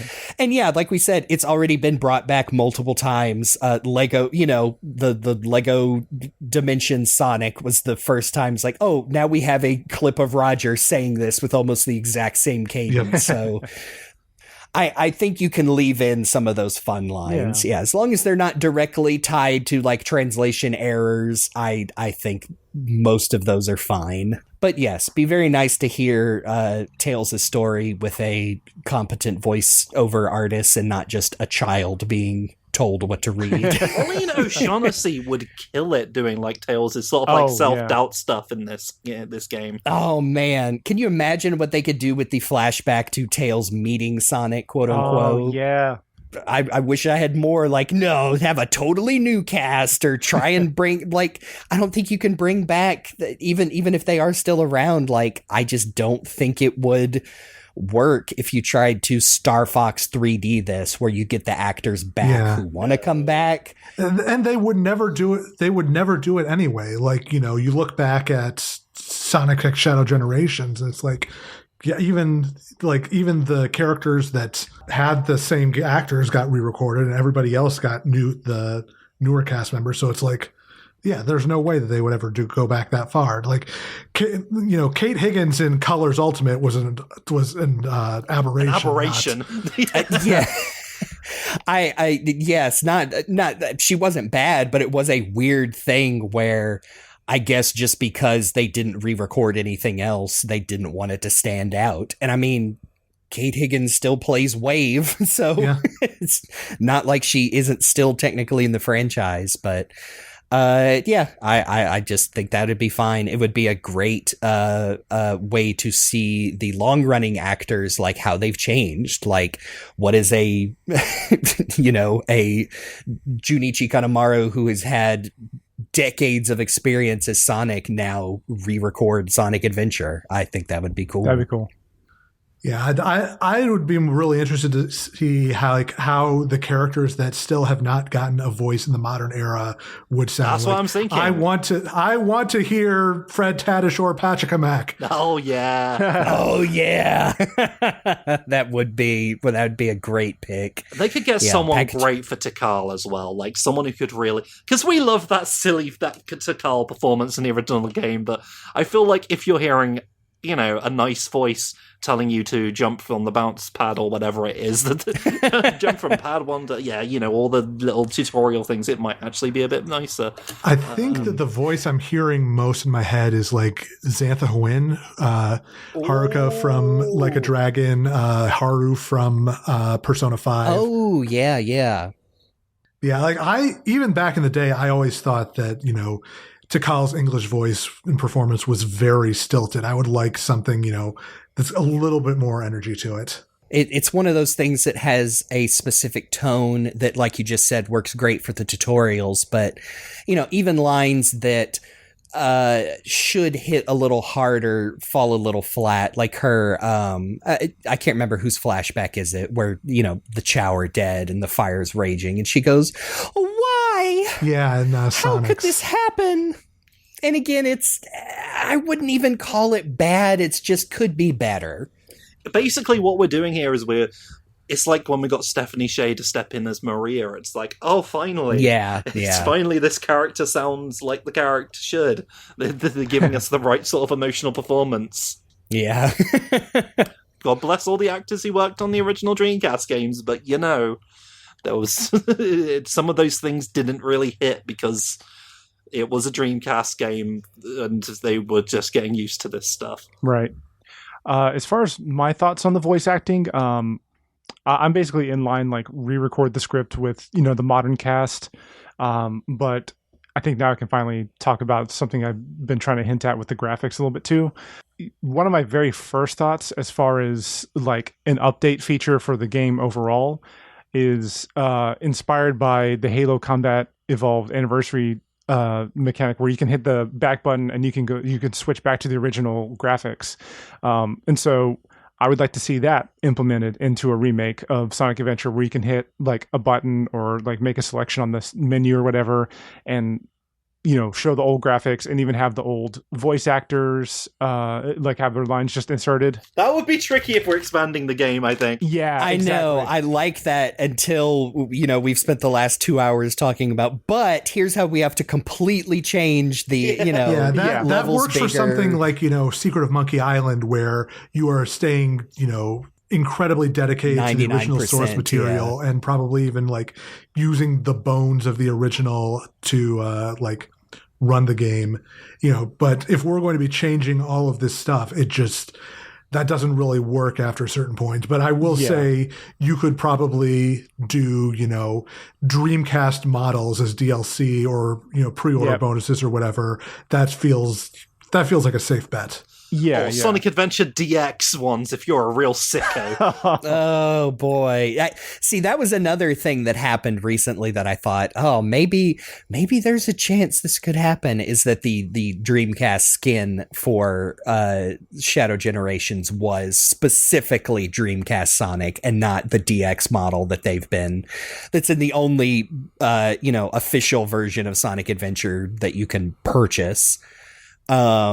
I was really glad to see that. Yeah. I feel like maybe, I don't know if y'all talked about, you could do something similar, like maybe the reward for getting all the emblems is you unlock the original, like Windy Valley or something, like Dreamcast graphics and all, kind of like the Green Hill Zone in Sonic Adventure 2, except you could take every character in there and just play around. And I'm trying to think of a way to incorporate that idea.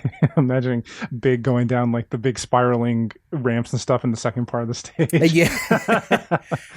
Hey, speaking of story and voice acting, I think a great way to basically make Big like more than monosyllabic, actually give him like some of the proper characterization he has had, so he's not just where are you, Froggy?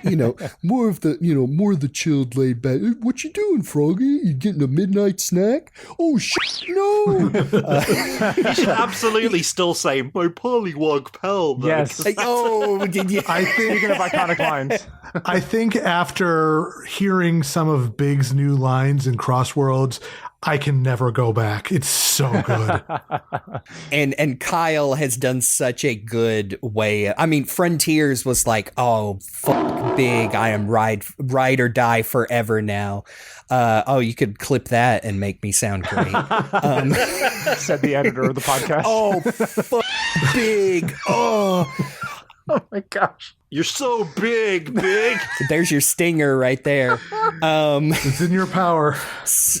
Anyway, Oh, I feel like that was always better done in the Japanese writing. When we talk about Sonic Heroes, like Big has so much more, comes across as more like he's not.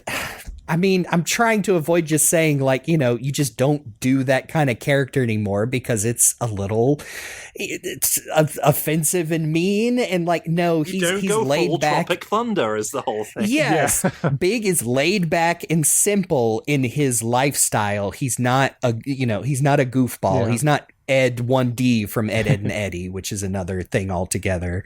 So I think a good opportunity in the story and the voice acting is give Big a little more introspection, Yeah. Like if I think the comics did some with this, but like have Big get upset because Eggman has invaded his home, this like literally sacred forest that has, archaeological ruins in it, and like have robots running around and be like, oh no, they're getting the water all dirty. That's not good for the fish. Yeah. Stuff like that. If you want to give Big some pathos. I mean, it's some very simple Captain Planet style environmentalism. Yeah. And then he clenches his fist like in that last panel of that Archie comic. Duke Nukem's at the very. They're gonna pay. That's pretty good. Well, I mean, it's Kyle now. We have to stop doing the Duke Nukem jokes and start doing the Beast Big jokes. Beast instinct Big. His ears get way longer. Don't believe in yourself, Froggy. Believe in the me who believes in Froggy. Gamma says he's kidnapped Froggy, and it's just like Gohan hearing Pan's been kidnapped. Big starts exuding energy that creates this crater. He's holding his fishing pole in one hand, and it just snaps. What did you do to my Pollywog pal? Oh no, he's being overtaken by the power of Satsui no Hado. The answer lies in the heart of fishing. And more Kyle Bear rolls because there's too many. Something else I mentioned in my notes for the voice acting was Honestly, just add other language options for the game too. Spanish and French and stuff like that. Yeah. Just make it more well-rounded. That seems pretty standard for Sonic games nowadays. I jokingly added in here Gen Z, so I could just write, Skibbity, Ohio. Oh, man. Yeah, just a whole unlockable, a downloadable audio track. Uncomprehensible brain rot. Eggman, you're not wrist up. That's going to be one of the sub-stories that Sonic has to interact with a Gen Z. What if Mr. Know-It-All is the Gen Zer? That might even be good. I know what make that kid a character, give him his own little story, but make him talk about he's tutorialing you in the game, but from the perspective of a kid who did not grow up with these games.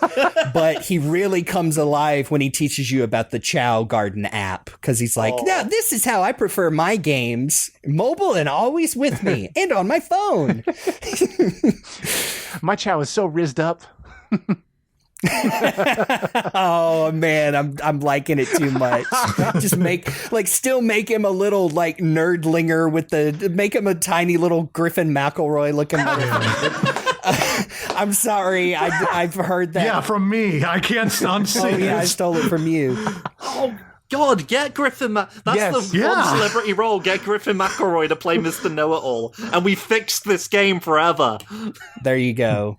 Just have him still look like the little, he's wearing the little Detective Conan overcoat and looks exactly the same, but he's only speaking in, bad Gen Z slang with Griffin McElroy's voice. Check out this Chow figurine. I'm going to see if I can fit it in my mouth. I know. When he's running away from perfect chaos, he's dabbing the whole time. I abandoned my Chow.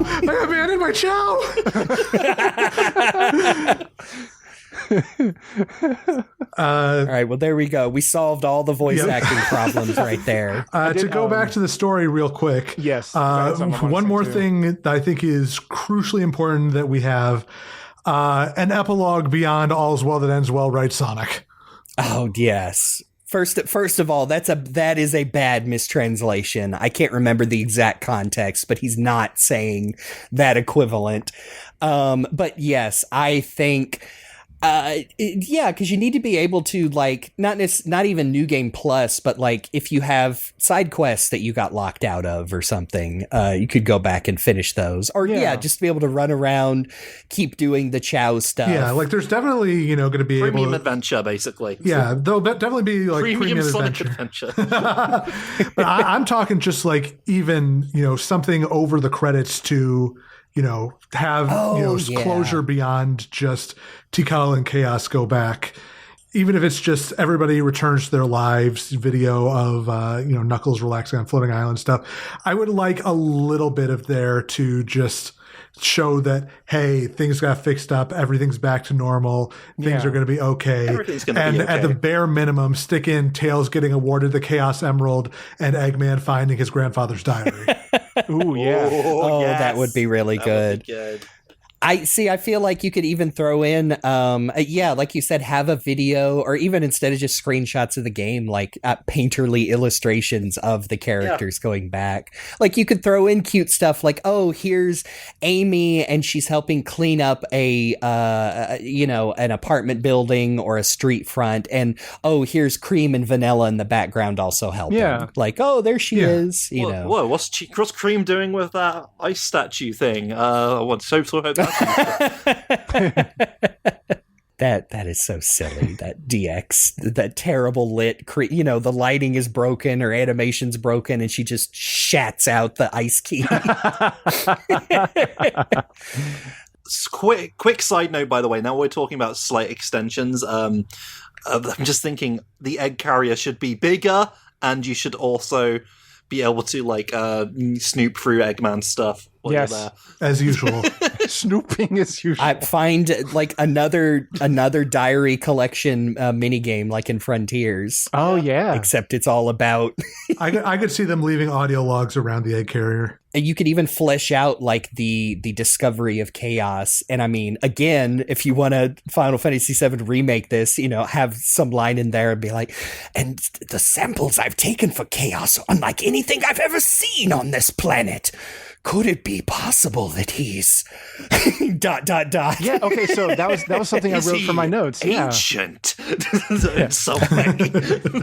I wrote that in my notes because Sonic Frontiers brings this lore about like the chaos, people being from a whole other planet. So obviously we want to leave that for Sonic Frontiers, but have just little hints about that, and that'll be perfect for it. Just like we said, where this is a remake of Sonic Adventure, but if like incorporating things Eggman would have already been thinking about. Yeah. I think there's room to add little, connection points to help set up the events of later games where there's like more direct connection.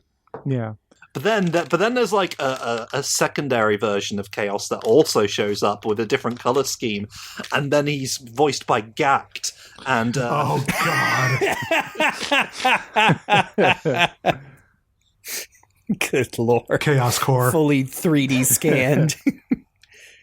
I do think that is also probably how you reference Shadow without putting him in the game, and then 3 months after the game comes out, you just release him as a skin to play through all of Sonic's levels. So. Yeah.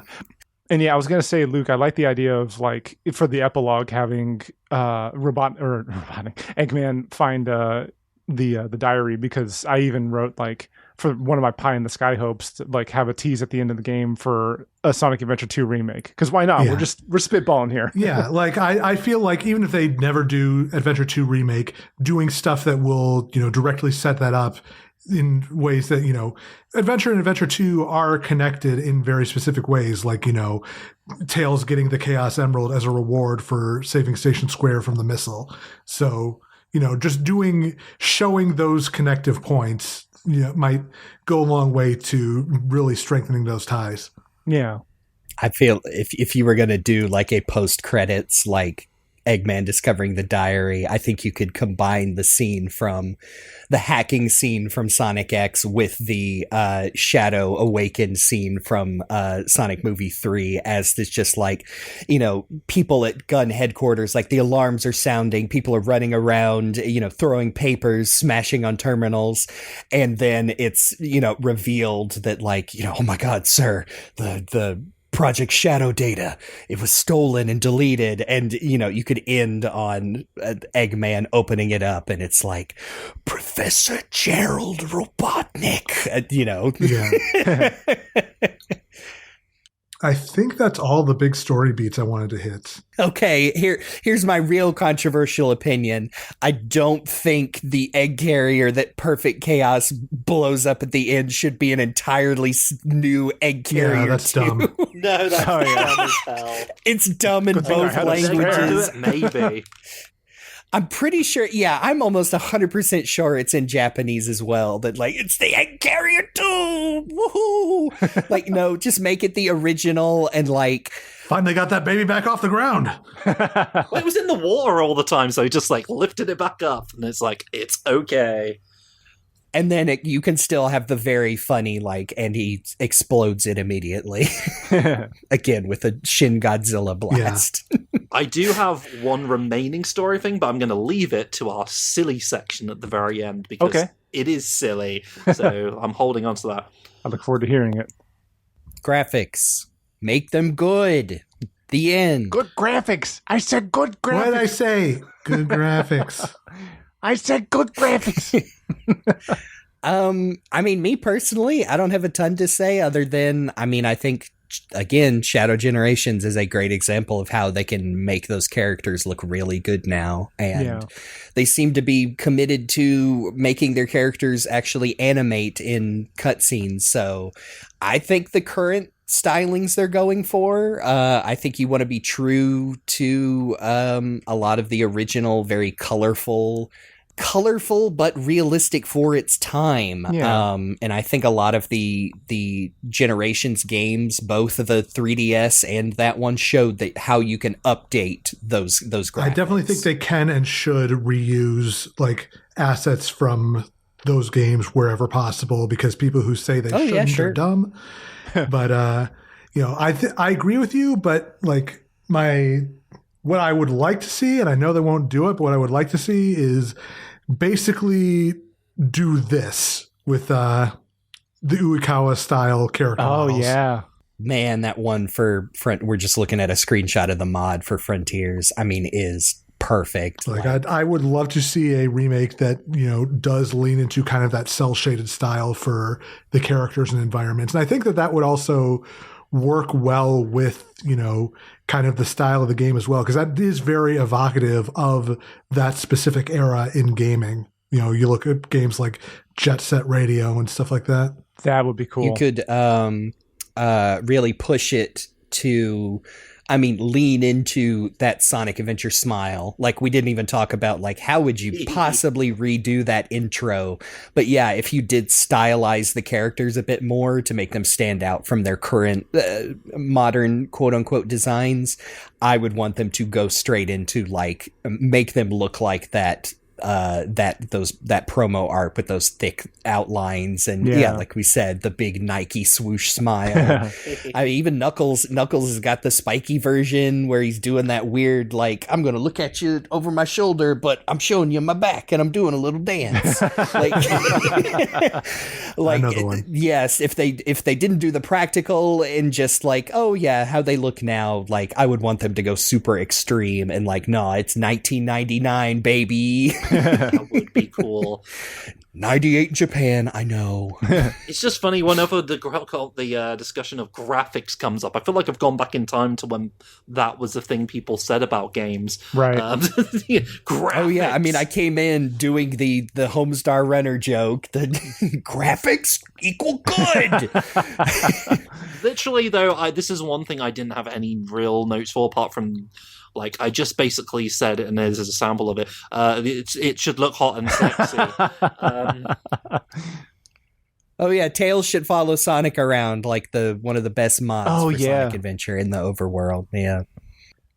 Yeah, like I do think that, as much as I would like the cell shaded, style, but I don't think there's any real problem with what they are doing in the modern games. That's a lot of people are going to object, but I feel like we have reached a point where they are getting pretty good at their character animation and, making sure that the art styles and the environments don't clash and everything.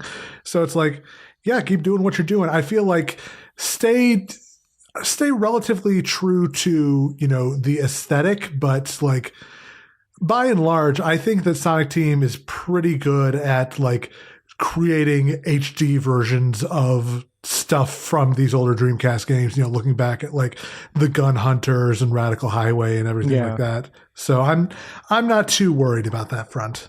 Yeah, the only thing they should do is they should have like a real in-engine moment of Eggman standing on top of the egg carrier, like in the opening. That should really happen in game. That'd be dope. I would like to see them do more in-engine cutscenes over pre-rendered, just because, like, I feel like the graphics are at a point where they can do that and not necessarily have to rely on pre-rendered for a lot of stuff. Yeah. During the emerald gathering section that we talked about, Tails should fly past a skyscraper as it breaks open. Yeah. Just like in the opening. That should be part of like an actual scene. That'd be so cool. Yeah, I think that's cool. The biggest thing that it needs is just more character animation in general to make the scenes more dynamic. Yeah. Like, yes, we all know how you can literally select the Sonic Adventure animations from a list, and that's how they basically program the entire game. So I would prefer that they like actually choreograph the in-game cutscenes now.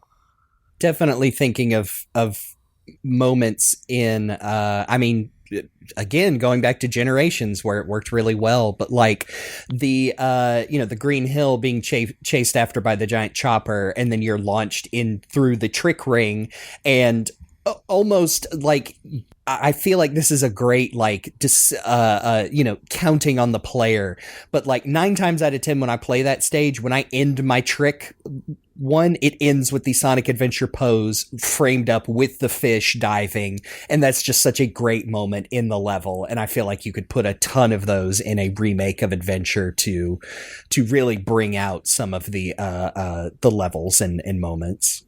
But will Sonic's mouth get really big when he's saying, "Look out, you're gonna crash"? Ah! That's another line that better not be in there. That is not. No, let's do that one better. I mean, even looking at like Frontiers, like some of those very cool mountainous sections, I'm like, that could be the part of the Mystic Ruins, and I don't think the characters. It does not look like the, as is in the outline, the, Sega hired this man Unreal Engine.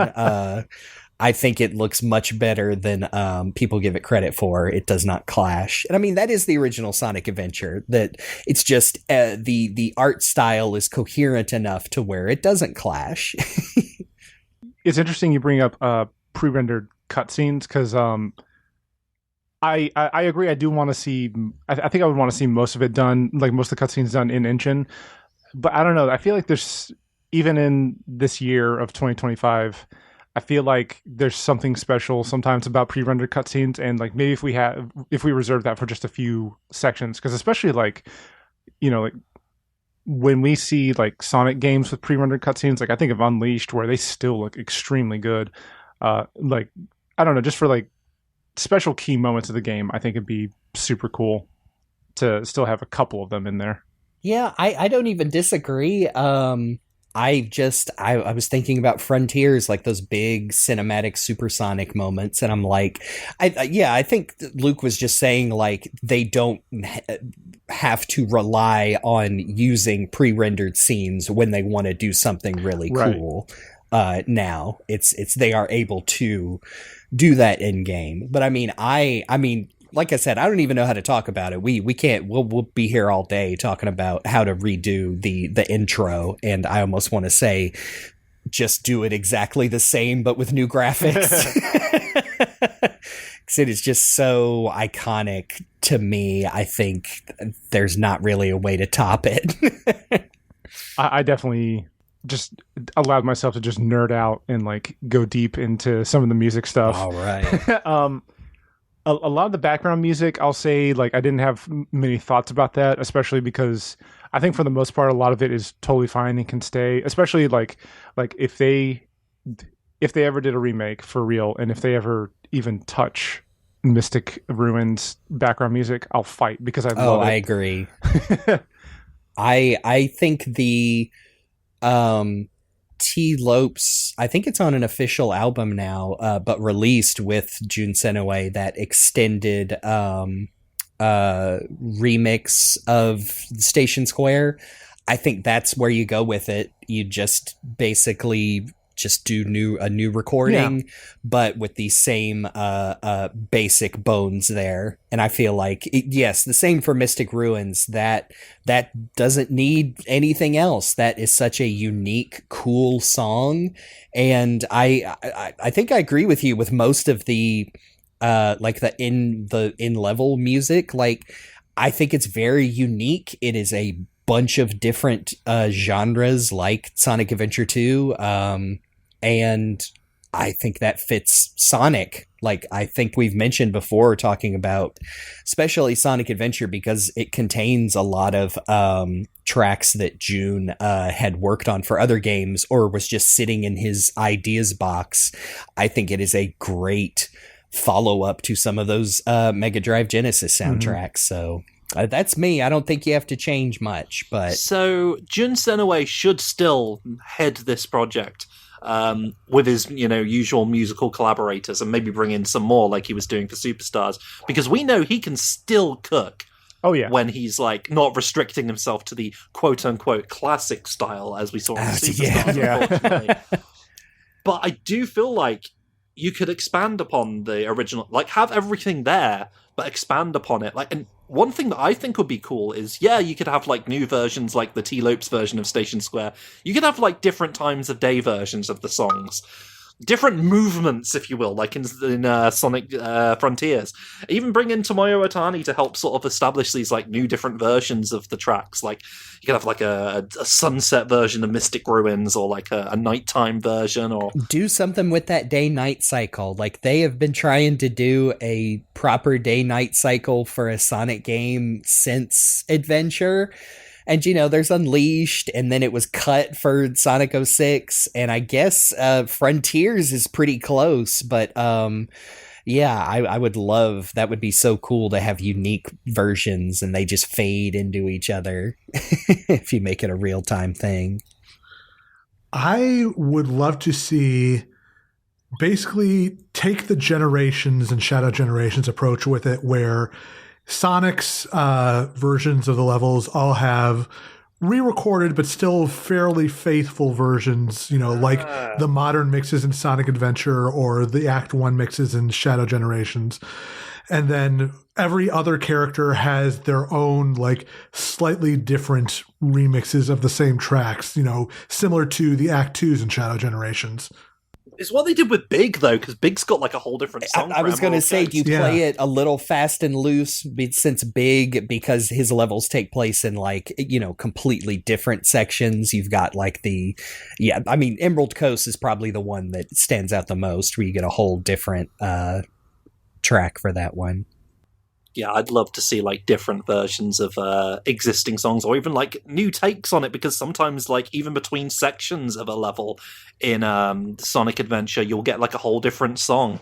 So like you could do that. You could have like all different versions of like Lost World or Hot Shelter or whatever. Like just really go ham with it to make every individual playthrough, every character stage feel different. More than anything, like if they're doing that, I want like natural transitions between two tracks for the points where you switch from one zone to the other, like in Emerald Coast. Mm-hmm. I wouldn't even mind it if you did something like Sonic Adventure 2 did, where the other characters have remixes, but each character has like maybe a unique musical identity. Like I always thought it was kind of a shame that Amy's theme is like this cool, like jazzy horns with this big bass riff, and then that's like the only song like that in the game. Yeah. Can you imagine as like outside of the Hall of Mirrors, there's like an upbeat sort of jazzy version of Twinkle Park that Amy gets. So, I know she's doing like the survival horror stuff, but you'd have a little fun with it when she's in the outside sections and whatnot. I really just I let my brain just run on fire with like thoughts about the character themes throughout the game. I love the idea that I think Luke came up with earlier about like like adding karaoke to the game and then having all the original themes be like possible to like sing in there or like be playable in there. And also I think the original theme should just be in the game in general as like an option. But as far as like re-recording them and remaking them, some of the themes I want to keep pretty much the same. But for some of them, I also want to have the option of big updates. So if y'all don't mind, I'm just going to kind of go through each of the main characters' themes and just like kind of speak my notes on it. And actually, I'll get the easiest one out of the way first. As far as Gamma's theme, I know we all love that like techno jazz of the original, and you know, obviously there's no singing on it because it's completely instrumental. So I think, you know, if there was a case for anything to just stay the same, I think that'd be fine. But if you wanted it to be re-recorded, the artist that I thought of that I think would be really good at like making an updated one with still the same feel of it would be either YouTuber Insane in the Rain, because he does amazing just jazz renditions of video game music, or an artist in California named Deep Al Brendel, and they kind of fuse this like electronic with organic instruments feel, and I feel like they can nail it with adding their own flair to it. So And this is also the section of the episode where I just get to name artists that I like and hope that people go check them out. Hey, nothing wrong with that. I actually really like the idea of not because yes, I know I really love Gamma's theme. I think it's a great like presence throughout his whole gameplay, but would not be upset at all to give him maybe even a separate theme with vocals. I mean, I obviously do not know as many artists as you, Jake, but just thinking of like the themes that Julian K did for other Sonic games, I feel like something like those, like that proves that you could have a theme song for a robot with lyrics in in a Sonic Adventure 2 remake that could be done with care as to fit his the whole theming and whatnot of his story. Sorry, I'm just imagining like a a vocal version of Gamma's theme now, and well, how would you do that? I'm a funky robot, or am I a birdie? It's rather unclear. I mean, I immediately think of not necessarily that on the nose, but I mean, you could have a very Sentience is a blessing and a curse. I can only think of video game vocalists, and again, back to Metal Gear, like the, Donna Burke style, I don't even know what you call that, like Diana Ross. I'm thinking of like James Bond theme songs as far as like, not on the nose like that, but as far as the performance goes, like I think maybe like some haunting-ish vocals and not even necessarily on the same beat, so you don't run into that problem of, my name is Gamma, I'm a sad robot. So getting into the actual like vocally sung theme songs now, and starting with Sonic's theme, I came up with a few different options for. I think overall I actually like the SA2 version of his theme a little bit more. But if we wanted to keep it to the SA1 version, and if I will fight for that hair metal 80s performance. Yes. So that guitar is so tuned down it might as well be in the basement, man. I love it. So some of the, specifically when I was going through these, I was thinking about singers that I really like, who I think would be able to take up the mantle of re-recording these lyrics and stuff like that. For Sonic, as far as I can remember, and from what I've listened to, I don't think there's any lyrics I would really change, because I think his is pretty solid. I came up with 3 different vocalists that I think would be really cool and interesting to have re-record for that song. The first one is Kevin Young from the band Disciple, especially because in a recent song that they released, it shows that he can, like, if he pushes himself, he can really hit those high notes, but he also has that really good gruff to his voice. And that's just a personal, like the most personal pick probably. But I think another person who has like really demonstrated that they can do the gruff voice with like those hair metal like highs is Jonathan Young on YouTube. He's collaborated with Richard B and the band Bill Murray, which, believe me, I was trying so hard to find a way to fit Bill Murray in here somehow, but I couldn't think of it. And then also just like as another possibility for like, if you wanted maybe a little bit less gruff, but still able to like hit some highs, and like I think out of everybody else that I've chosen for Sonic's re-record, I think this is probably the most popular. His name is Matty Mullins, and he's currently the lead singer of the band Anne Berlin, but he's also the front man of a metal band, so he has the ability to get like that particular gruffness and that like the dirty vocals, as they say.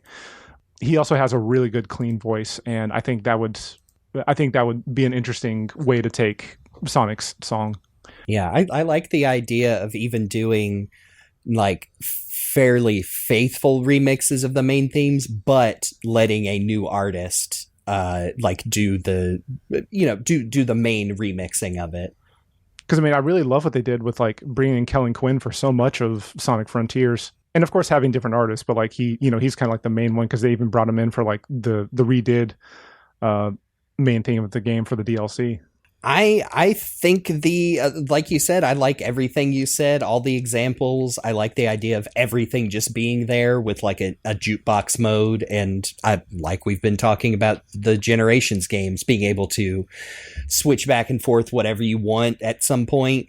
I really like that. I mean, I love all the versions of it. Doesn't matter. All of the, the Sonic Adventure 1 and 2, the various like re-recordings and remixes June's put out over the years. So I would be happy with a different one in tribute to the Sonic Adventure 1 version for sure. Okay, moving on to Tails' theme. Well, okay, I want to say up front, like, some of the lyrics in Tails' theme are just clunky and silly, and I would want to do, if we wanted to keep as close to it, I would still want to rewrite some of the lyrics of it. I don't have specific examples because I didn't want to get that nerdy into it, but as far as like trying to match that same vocal tenor and like tone of the original singer, two examples I thought of were Courtney LaPlante from the band Spirit Box, which is a huge metal band right now. And Courtney is like a really great vocalist who has amazing screams, but also has a really good singing voice. And she kind of is in the same vocal tone as the original singer. But somebody who I think is an even closer match as far as vocal tone is Dawn Michelle from the band Fireflight. And I think... oh, yeah, I know her. Uh-huh. Man, she does have a good voice. She really does. And so if we were like re-recording the song with a few lyrical updates, I would choose one of those two to be part of it. But if we were going for like a complete redo of the song, I would actually go for Owl City for Tails' theme. Oh wow. I like that. I was going to say, I feel like Tails' themes have always been, I guess mildly controversial in the fandom, just because, you have a lot of people immediately put off that, but Tails is a boy, why are girls singing? And that honestly never bothered me. I do like both of his themes. I agree the lyrics are a little... they get their point across. They could be expanded upon. I am also one of the few freaks that likes the two remixes of his theme on that one album with the male vocalist that turns into like a industrial 9-inch Nails like rock ballad. But I don't think that fits even like the pie in the sky remake we're going for. So I really like the idea of making it even more unique and doing Owls, people know Owl City songs, but he does a lot of like different sounding bits that could be incorporated into a Sonic Adventure song. Yeah, definitely. And I mean, even, I think, not that they're very similar, but like Cash's approach to the remixes and songs they've done for Sonic also remind me of like, well, yeah, this is almost a little Owl City-like. Yeah. Yeah, it just needs to be better. That's kind of it. Like, you really covered it. It's. I still like it, but Tails needs better in general. Yeah. The main riff with those really strong guitars is the best part, and that is what is used mostly in Tails' Sonic Adventure story. And then the rest of the song is just kind of there. Like you said, it's there just needs to be more. Expand upon it. Let's add some better verses and, maybe the like you said, matching the tone of the original vocalist is fine. It sounds great. It is a little just like monotone, like it's not very up there. See, I can even do it. You know what I mean? Quick side note, by the way, Jeremy, I was just I've been slightly distracted because I've been thinking really hard about your Goldfinger interpretation of that Gamma's theme. So I was just like, how would that work? And I've got I'm Gamma, I'm the bot with a bird in him, a beak within 102 Gamma. There's a room. It is as wrong as sin. So don't go in. Anyway, that's all I got right now. I don't dislike it. Right, so this is what I'm talking we're gonna about. get Falero to do the theme for Gamma. moving on to Knuckles' theme. Man, I love it. I love like the jazz rap. It's so cool. I love a lot about it, and I am putting my foot down. I am ready to take up a righteous sword. You do not do a move away from the hip hop and rap from Knuckles. Oh, absolutely not. I love that. Absolutely not. Yeah, no. I feel like it's just because there isn't a lot of speaking of remixes, you don't get a lot of remixes of those songs from Sonic Adventure 1 and 2. Probably just from the nature of it, but I loved it as a kid. I think it's great now that is part of Knuckles' music identity. And like you said, the man, I love the horns in Unknown From Me, and those the main vocalists in addition to the rap artist is. Man, I love that. I think that's why they kept basically that same chorus in the Sonic Adventure 2 version, because that is so solid. But my opinion is they should probably update the rap because it's shit, and I love it, and it should be preserved. Knuckles should be performing it in the karaoke bars to keep it preserved. But we should probably improve the rap part of it just a smidge. it's very much, I think, and I'm not speaking on any authority, but seems like the time it was recorded, because it sure sounds like that guy is trying to sound like DMX. Probably. Yeah. And I don't quite think it works. I'm not gonna give it to you. Sorry, it's just like, but you could use the chorus theme and like turn it kind of a bit more sort of tribal for his like leitmotif throughout the actual game itself. Oh yeah. Except for when he shows up and we want to have the doom doom. I love that. Because even like the guitar in that song is really good too. Yeah. It's got a great tone. I don't have a ton of artist recommendations. As far as, I think I would like to see just a cool remix of the song by a different artist in a similar genre.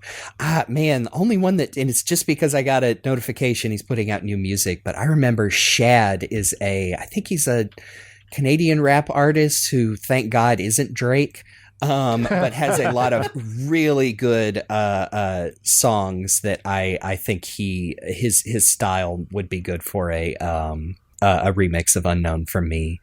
I think you could take it in just about any direction. You know, this one is, I wouldn't know what to put the genre of the original Sonic Adventure one, other than, yes, there is rap in it, but definitely the Sonic Adventure 2 version is a little more like hip hoppy. Again, the vocals feel much more contemporary to that time, even though it's just a few years later.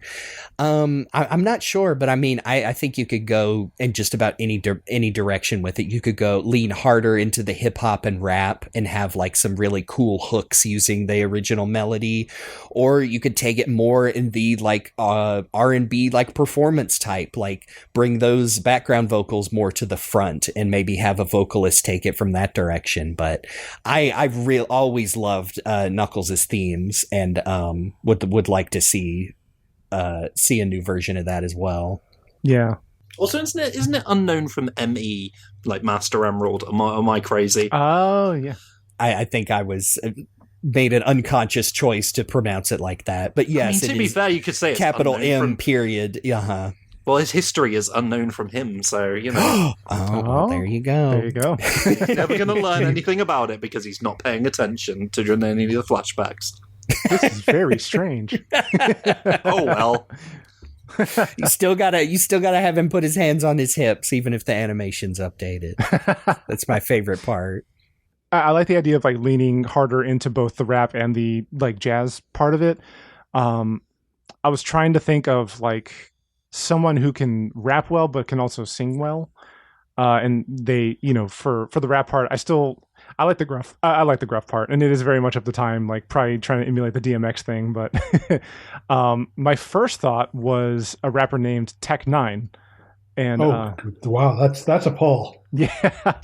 So yeah, Tech9 was my first thought, but then I think actually an even better pick would be T-Pain, because Yeah, because you could actually get him. Yeah, see, I was going to joke and say, like, okay, you want to keep the rasp, but go more into, like, you know, rhythmic, like, I mean, Tyler, the Creator, like, pull that out of nowhere. Could we get him on a Sonic the Hedgehog video game? Tyler, the Creator would be a really good choice, too. Yeah. But, I mean, I'm not arguing with T-Pain. That cover album he put out a few years ago, that is, like, the only version of War Pigs or Don't Stop Believin' I ever want to hear. His cover of War Pigs is so good. And man, I gave myself goosebumps. It's so good. and like part of the reason I did that was, I mean, he can rap, he can sing, but he's also a giant nerd, because I remember looking into one of his live streams and he was literally like 3D modeling like a samurai version of himself. So he's got like a huge computer rig and all that. He's cool. And then I just had the thought a little bit ago of like have either one of them do the vocals, but I think the perfect person in charge of instrumentation for it would be Pharrell Williams, because he has crafted so many pop hits in so many different styles throughout the years. And like I just think Pharrell Williams would like knock it out of the park and then some, as far as an updated version of Unknown from me. Yeah, I mean, again, I don't even disagree, and I even feel like if we're putting this in the real world as a possibility, like those Sonic movies are popular, and like you might, if Sega wanted to like shoot their shot, you might be able to get somebody like a Pharrell Williams, because again, like, I mean, that guy's most recognizable song was from the freaking Minions. So, and I'm not even saying that as a dig. I'm saying because he crafted, quote unquote, a perfect pop song. Like, you know, probably billions of people have heard that song. It could sing a few bars and identify it. Mm-hmm. So I don't even disagree. Any more thoughts on Knuckles' theme? You could also get POD to do it. And I'm only half joking because they just put out another new album and it fucking rules. So I need to listen to that. We got to go. One of these songs needs to be done by Chad Kroger and the bloke from Saliva, and it'll be like Hero. I mean, a hero save. Yeah, that's the sort of spirit I want to capture. Well, it's funny you say that, because for big song. No, I'm just kidding. Oh man. Oh, it's a windy and sunny day. I'll just get Creed to do it. Hey, just get Creed. Who the fuck are you going to get for big song? Jimmy Buffett's dead. Yeah. Justin McElroy covers. Everyone is Justin McElroy. Oh man. Oh, now we gotta work in Travis somewhere. Travis can play the not Orbot Qbot robot sidekick that Eggman has now. I was going to go into Amy's, but since we're joking about Big, I do have notes about him. Okay, I honestly, because I'm like, again, that is such an out of left field song that I love. Talk about so not needing to. Those lyrics are perfect as they are. Yeah. Talking about like the our place in the universe. Yeah. Which I feel like two friends who just like, you know, were hanging out under the stars, they just would talk about that. Yeah. I love that version of it, but I almost kind of imagine like a chill ukulele version of that song. Oh, it's a windy and sunny day. To really suit Big, but I do love the actual original version as well, so it's hard to say. Oh man, that's a really good idea, actually. Like a more like acoustic, like I'm hearing the ukulele. Yeah. Not performed by Big, but what if? Just bring Kyle A. Bear in there to sing. Oh, it's a windy that'd be cool. Sunny day.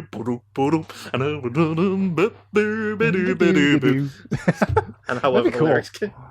Wait, you can do that right before. That's how you fade into the credits, into the real version of the song. That'd be cool. Big and Froggy sitting so on like a cliff, watching the sunset in Mystic Ruins. The Froggy's croaking along somehow. Every day's a new beginning, yeah. We don't know who's gonna meet today. Hey, big guy! Hey, little guy. Wait, you can talk now? Well, no, I honestly I love that idea of like having Kale Bear like sing some of it and then fading into the credits into like the fully recorded version. I love that idea. It's really, so I'm good. seeing it in my head. It's really cute. It's so good, and I could see Big doing that. Yeah. Oh yeah. Yeah. Like it's a song that he came up with. Like he's got like 2 books, and they're both like deeply philosophical, and so he just writes a song about it. Yeah. He used to have a copy of there's a monster at the end of this book, but it was too scary. So we just stuck to yeah, like you said, his 2 philosophy books instead. No, that's something I can wrap my head around. I mean, we joke all the time that Big is just a chill dude who's got it all figured out. Yes, exactly. That's what I'm saying. Okay, we'll state the fact that Big is the unequivocal fact. But yeah, it's funny that y'all mentioned like a chill version of it, because I took this in 2 ways. I'll just go ahead and say, like, if we wanted to like straight up just stick to the original version and all of its goofy instrumentation, get Weird Al to sing it, because he has the range. He can do it. And he can like emphasize it so hard. But a few years ago, I might have said, I don't know if you could get Weird Al, but the fact that he's had to come out and say that, like, nobody wants to give him money to make an album because everything's too expensive. Now I'm like, I bet Weird Al would do a Sonic the Hedgehog game then. Yeah. I mean, hey, he had a song in the Pokemon 2000 end credits. Yeah, I feel like, I feel like Weird Al there's got to be some 6 Degrees of Kevin Bacon where Weird Al is connected to the Sonic franchise, right? I mean, he's done multiple Transformers, he's done friggin' My Little Pony.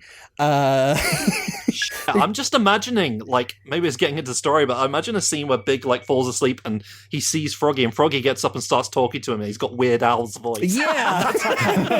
Yes. Give me, hey, speaking of pre-rendered cutscenes, going back to that, save it and do like the little Sonic and Chip shorts, except it's Big and Froggy. Oh, that'd be great. Unlockable in the gallery. I'm here for it. And I think because it'd be Weird Al, you can like keep all the goofy instrumentation, because there's literally like slide whistles through the song and everything. Pull out his accordion.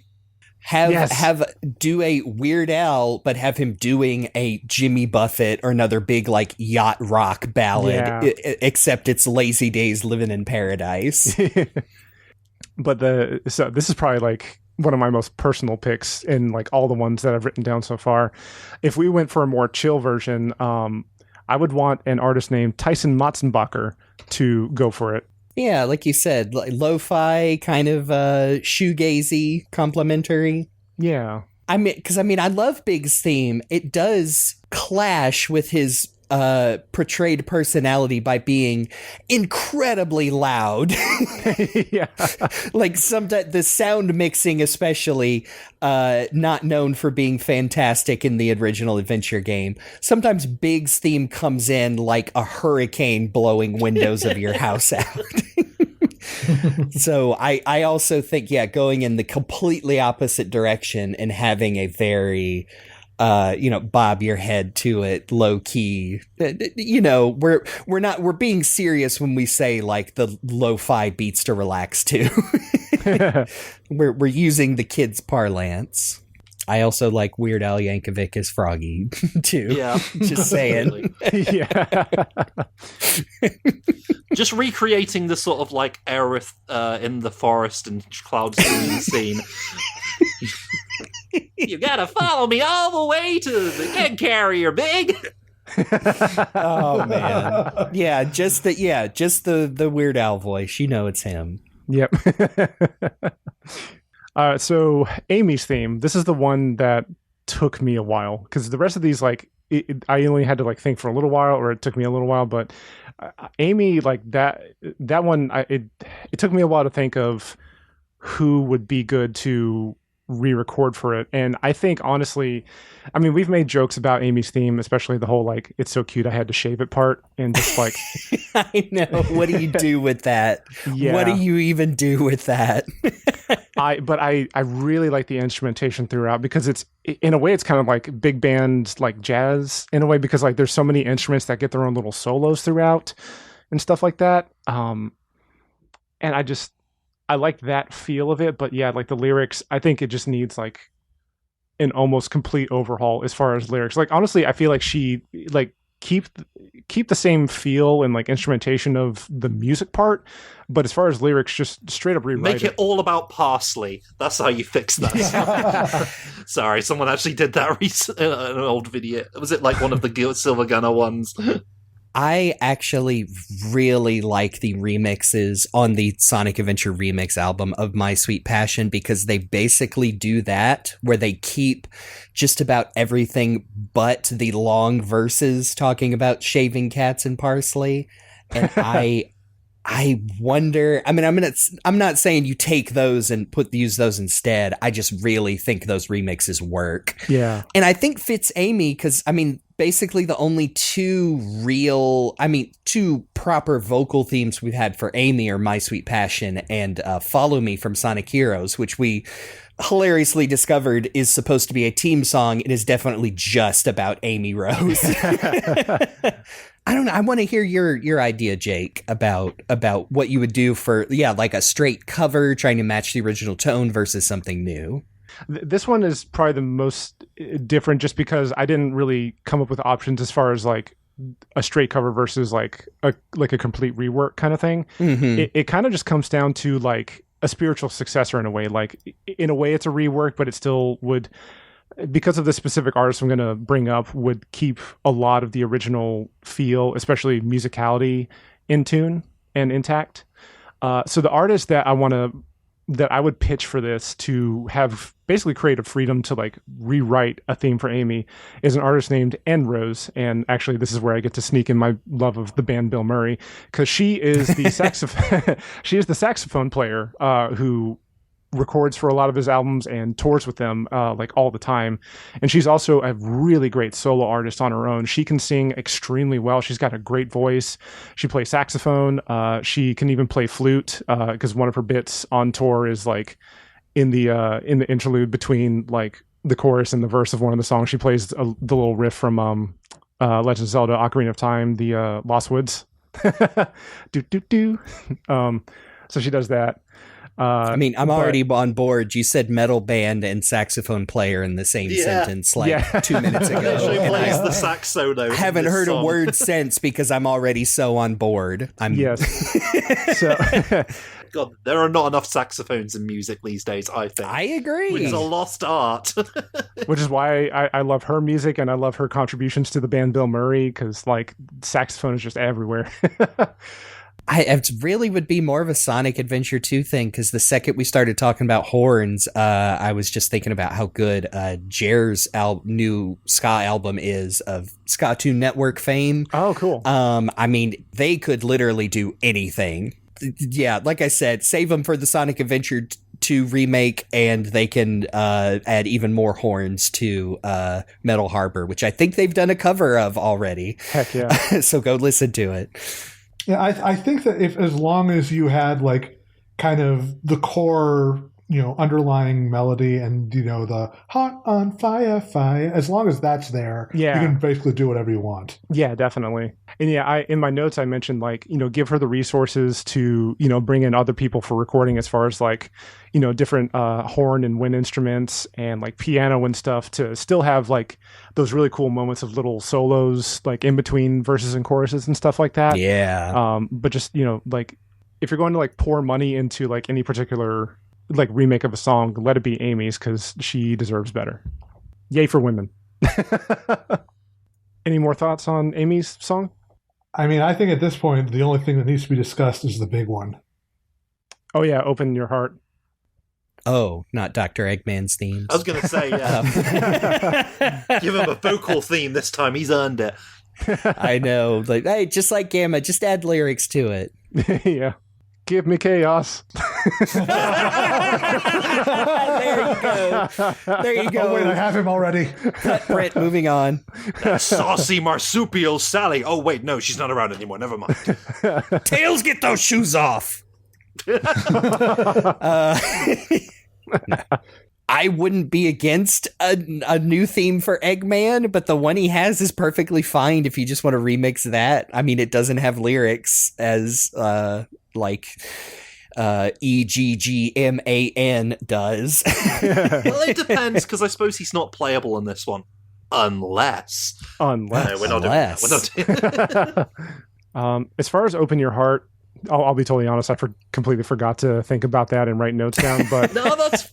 but What do you do to open your heart, though? It's so good. Sorry. Open Your Heart. I mean, there have been remixes and re-recordings and remasterings of Open Your Heart.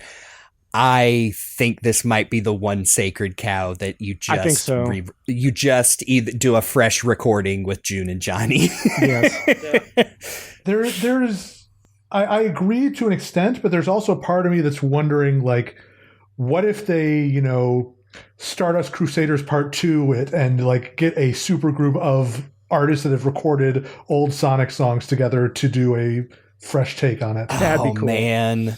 Have a whole like screamo section like in Sonic Frontiers. You Get Kellen Quinn back in. I was gonna say, get like Johnny, Kellen Quinn, Adrian Cowan from the live show. There's a lot of people you could get involved in that. And I feel like just jam project that stuff, Yes, Yeah. I think you just hit the nail on the head. Is I haven't even considered like we're in a post Sonic Symphony world. Like, Right. absolutely could do something with that. Just like, I mean, if they did something with Sonic Adventure 2, you're like, you gotta have that in there somewhere. I think you got it, Luke. I think just super group it. I love it. Yep. All right. That's a whole lot of stuff, and I think the only section we have left is those pie in the sky hopes. Okay. I'm just, I think I reached my limit. I couldn't even come up with like a funny, goofy thing I wanted to put in there. Just because I'm like, I do have one. all the ideas I have are good and they should do them. Sorry, Make it I sound good. like an asshole. I can't think. I don't know. Put Sonic's penis in there. There you go. That's what I'm It's a saying. funny one. That's what the modding community Exactly. Yeah. Okay, I guess I do have one. I mean, we've talked about a mission mode, possible like unlockable bonus modes. I think you just throw in modern characters in there that shouldn't be there. A VR mode with like put Blaze, Silver, all of them in there, give them voice clips, but just for playing in like the bonus modes, you can't. And immediately modders would put them into the story mode, but an official, but see, I'm still doing it. Like, this is how this idea could really work, though. Come on, Sega. Come on, I guess that's as good as I've got. Put them in there with some music remixes. Yeah. Well, I know exactly what my pie in the sky one is. It's in a double pack with the Sonic Adventure 2 remake. Now let's spend another 5 hours discussing how that's going to work. I like the idea of a double pack, though. Yeah. I mean, okay, talking about, can I do the opposite of pie in the sky, hopes and dreams? My actual, like, can they just put these games on modern consoles is just do I mean, not even a Snake Eater Delta where it's just slavish, but just like, man, just make them work. Make them the Dreamcast versions and just put them on everything. Come on. Go goofy with it and just put them on the Switch if you think that's all the only fans that would buy it. Just port those 360 versions. They're not good, but they get the job done. Yeah, I would at least be in my hopes and dreams that they would fix them up and not make them... I'm sorry, it's just ruined me, man. Ever since I came across the first time I saw them compared and was like, wait, they are different. Oh my God, my memories. Good. I can at least feel okay asking Sega, like, no, Dreamcast versions, upscaled in widescreen, that's it. And just make sure they work. That's some pie in the sky stuff. I mean, maybe we might get the DX version and battle versions on Switch Online, Switch 2. Yeah, I mean, now we're talking about stuff that might actually happen. But we're not talking about that right now. We need to be stupid. You had one you wanted to share, Chris? It might go for a while, so... fuck it, let's do it. Okay, Let's do it. Do it. Okay, so I actually wrote this for earlier for the story section, but now I'm just like, if I wanted to be stupid about this, I was thinking about this like Final Fantasy VII Remake, where it's like basically secretly a sequel and not just the actual game. Yeah. And what my brain went to earlier when I was just making breakfast, I was like, no, that's dumb. What if we did that? Is what if we changed up the story in one significant way? This isn't reality. It's not the actual events of Sonic Adventure when they happened, but a simulation created by Sage because there's some sort of deep secret within Chaos and the Knuckles clan or something. Whether intentionally or by accident, she's seeking out, because remember, there's some weird sort of stuff going on with her AI. So Sonic finds himself back in time, but everything isn't quite the same, and he doesn't quite remember because he's been sent back there, but things will play out differently. And Station Square will be bigger because it's not really reality. It's a different perception of reality. So you go back through the events, but things change. The outcomes change, but it doesn't actually affect reality because it's all just made up. That was my main thing. So you could actually, retell the events, and maybe Chaos is okay in the end. I mean, I suppose he is, but maybe Station Square doesn't get flooded, or maybe it does. And also, sorry, Jeremy, earlier on, you kind of inspired me when you were talking about, like, and we'll go to Tails' version of the event where he fights Chaos.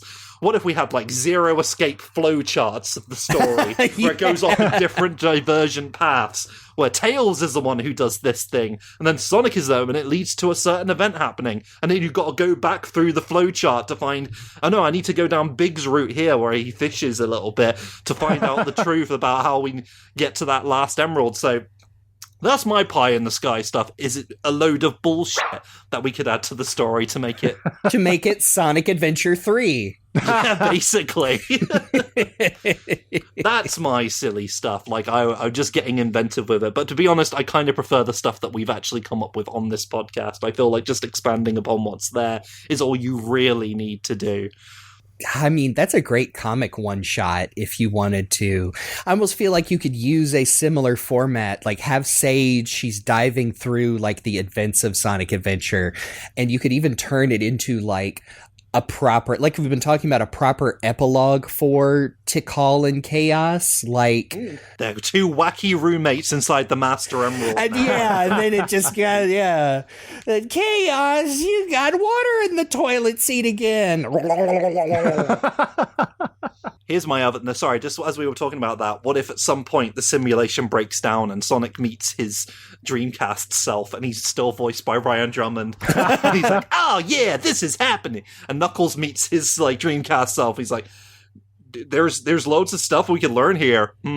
Seems really strange to me. I need to go back to the Master Emerald. No, dude, come on! Oh no. Yeah, that's my version. It starts going full on, like everything breaks down, like in Metal Gear Solid 2, where and then they wind up in the Scattered Rings universe and have to fight Piss Chaos. No!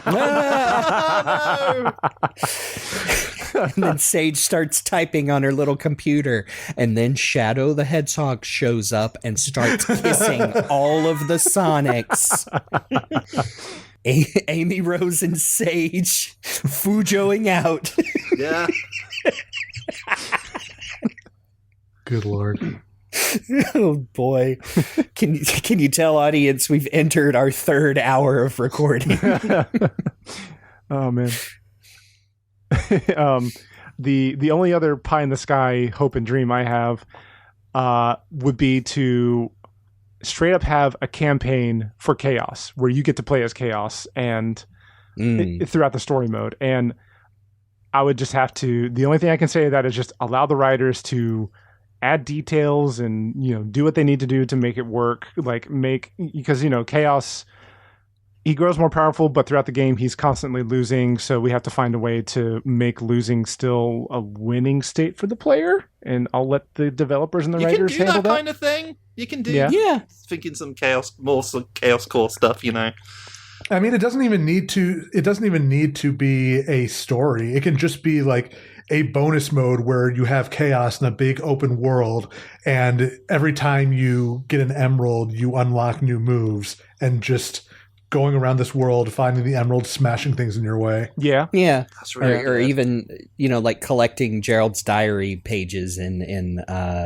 Shadow Generations again. Or even if you did, like, if you're going through the story, you could just do it like the original Sonic Adventure and just have him win in his own way. Yeah.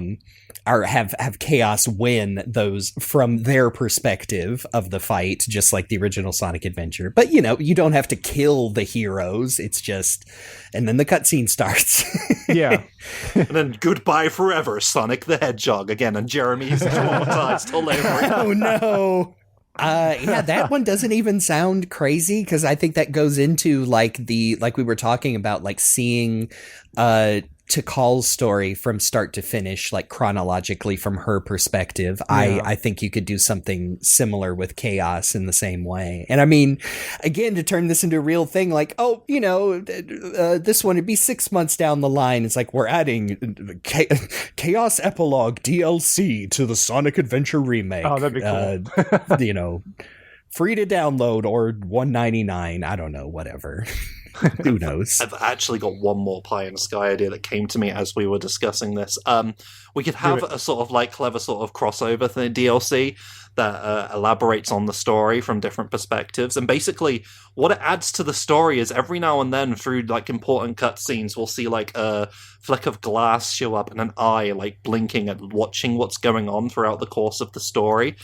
And it culminates right at the very end. You'll see like that popping up as Chaos, like, you know, drowns the whole city.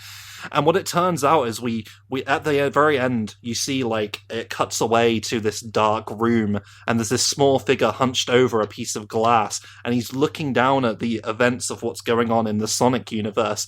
And his jester hat rises up, and he's like, "Chaos, chaos!" And it's Jevil from Deltarune, who's been actually interfering with the events of Sonic the Hedgehog, and that's how we tie things to the Deltarune universe. So when we called this section Pie in the Sky, what we actually meant was shitpost. Did anybody else have any Pie in the Sky hopes and dreams for this totally within budget remake of this game?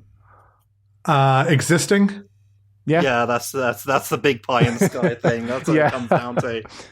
Sonic becomes my new dad and tells me he's proud of me. That's a legitimate sub-story they could do, is like, this kid has lost his dad. Oh, it's yeah. like, Sonic the Hedgehog, but Sonic, you're cool, and I look up to you. And it's Mr. Know-It-All. I was just thinking Mr. Know-It-All. And it's still Griffin Nakamura. Oh, Sonic, you're my favorite guy. I love you, Sonic. Let's get smoked out. Cool. Big bag of weed from Sonic the Hedgehog. To be for real for a second, I have not been reading the chapters as they come out of the new Sonic manga in Koro. He is doing some really good dad shit with that kid that everyone was like, oh, it's Chris Thorndike again. I'm like, not opposed to having, yes, a sub-story where Sonic tells a child he's proud of them because they don't have a dad. Just the little sub-story thing. My dad, Sonic the Hedgehog, just pops up. Oh, man. Okay. Come on, sport. Let's go get a chili dog. All right. Before we wind down, any final thoughts on all of this from anybody? Cool if it happened, but I don't think Sega will, because they want to make new games. Yeah. That's it, really. That's how you... But it's nice to think about. I think we actually came up with some fun ideas to actually justify its existence. It won't happen. But if they did, it'd be nice if it was like this. Yes. And I mean, hey, we recorded all this and it'll be online and they can refer to it because we are obviously the knowledge holders of all things good for Sonic, so they can refer to us. And then we can sue them for taking our ideas and bankrupt Sega again. And then we'll buy the Sonic franchise and then do nothing with it ever again. And it's ours now and you can all shut up forever. All's well that ends well, huh? This was so much fun. It was fun to explore, like, you know, what we love about the game and what we think would make it even better if a remake ever did truly happen, and then obviously get silly goofy with like just crazy ideas. And again, I got to thank my podcast host mates here for letting me nerd out about music and throw all these different names out there. But this was just so fun, and maybe for episodes down the future, we'll think of other games that we could remake because we're just so good at this.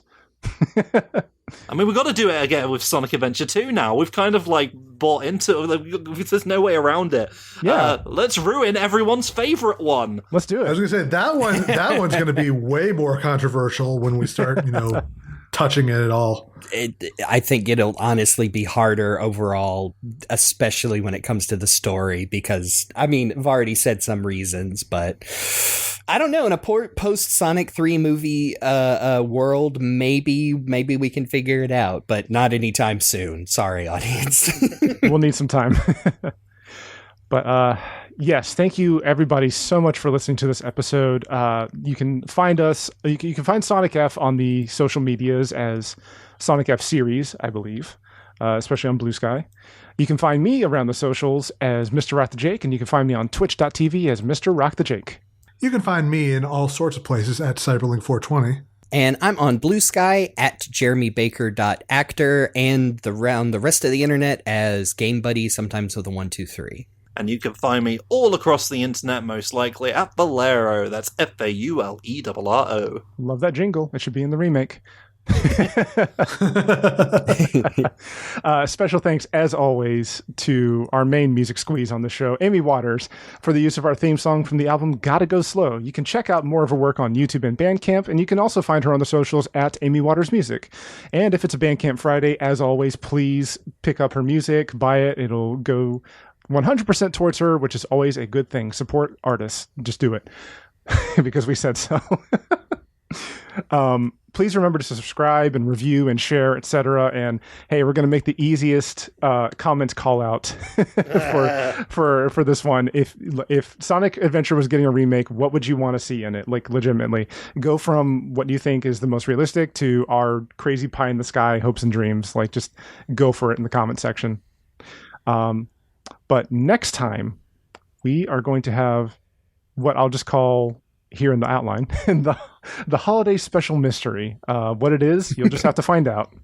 And so will we, because we haven't quite nailed that down yet. Chris, shut up. But it'll be good, probably. But yes, just one more time, thank you so much for everybody listening to this, especially because this is one of our longer episodes again, which is always fun. I have been Rock the Jake. I'm Cyberlink. I'm Game Buddy. And I'm Falero, and only death can remove this stain upon my honor. Which is what we will be saying when society as a whole crucifies us for our Sonic Adventure remake opinions. Oh well. We can't help it if we're right. Tyson Motzenbacher, really? All right, this has been The Hill is Always Greener, and we will see you on the other side.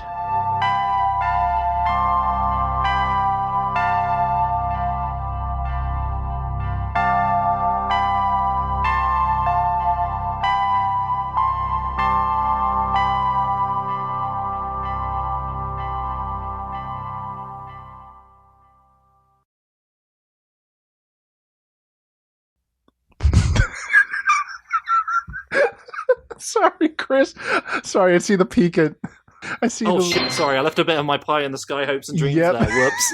Oh, That's what I'm laughing That's at. so embarrassing. I hope no one reads that aloud on the podcast. Oh, now, how embarrassing. Hold on, let me put my glasses on. Sonic should have sexual intercourse with club girls because his dick is, and I assume you're gonna peach and blue, like the shaft and head are peach.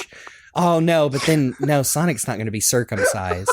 But the balls are fuzzy blue for sure. You're giving away future content of this podcast, I'm afraid to say, when we finally cover this. See, now that's going to be the second stinger right after me making sex noises and calling Big's name. I'm just here for the show. Oh, man. That's what Tails said, sitting in the cuck chair in the cabaret club. Oh.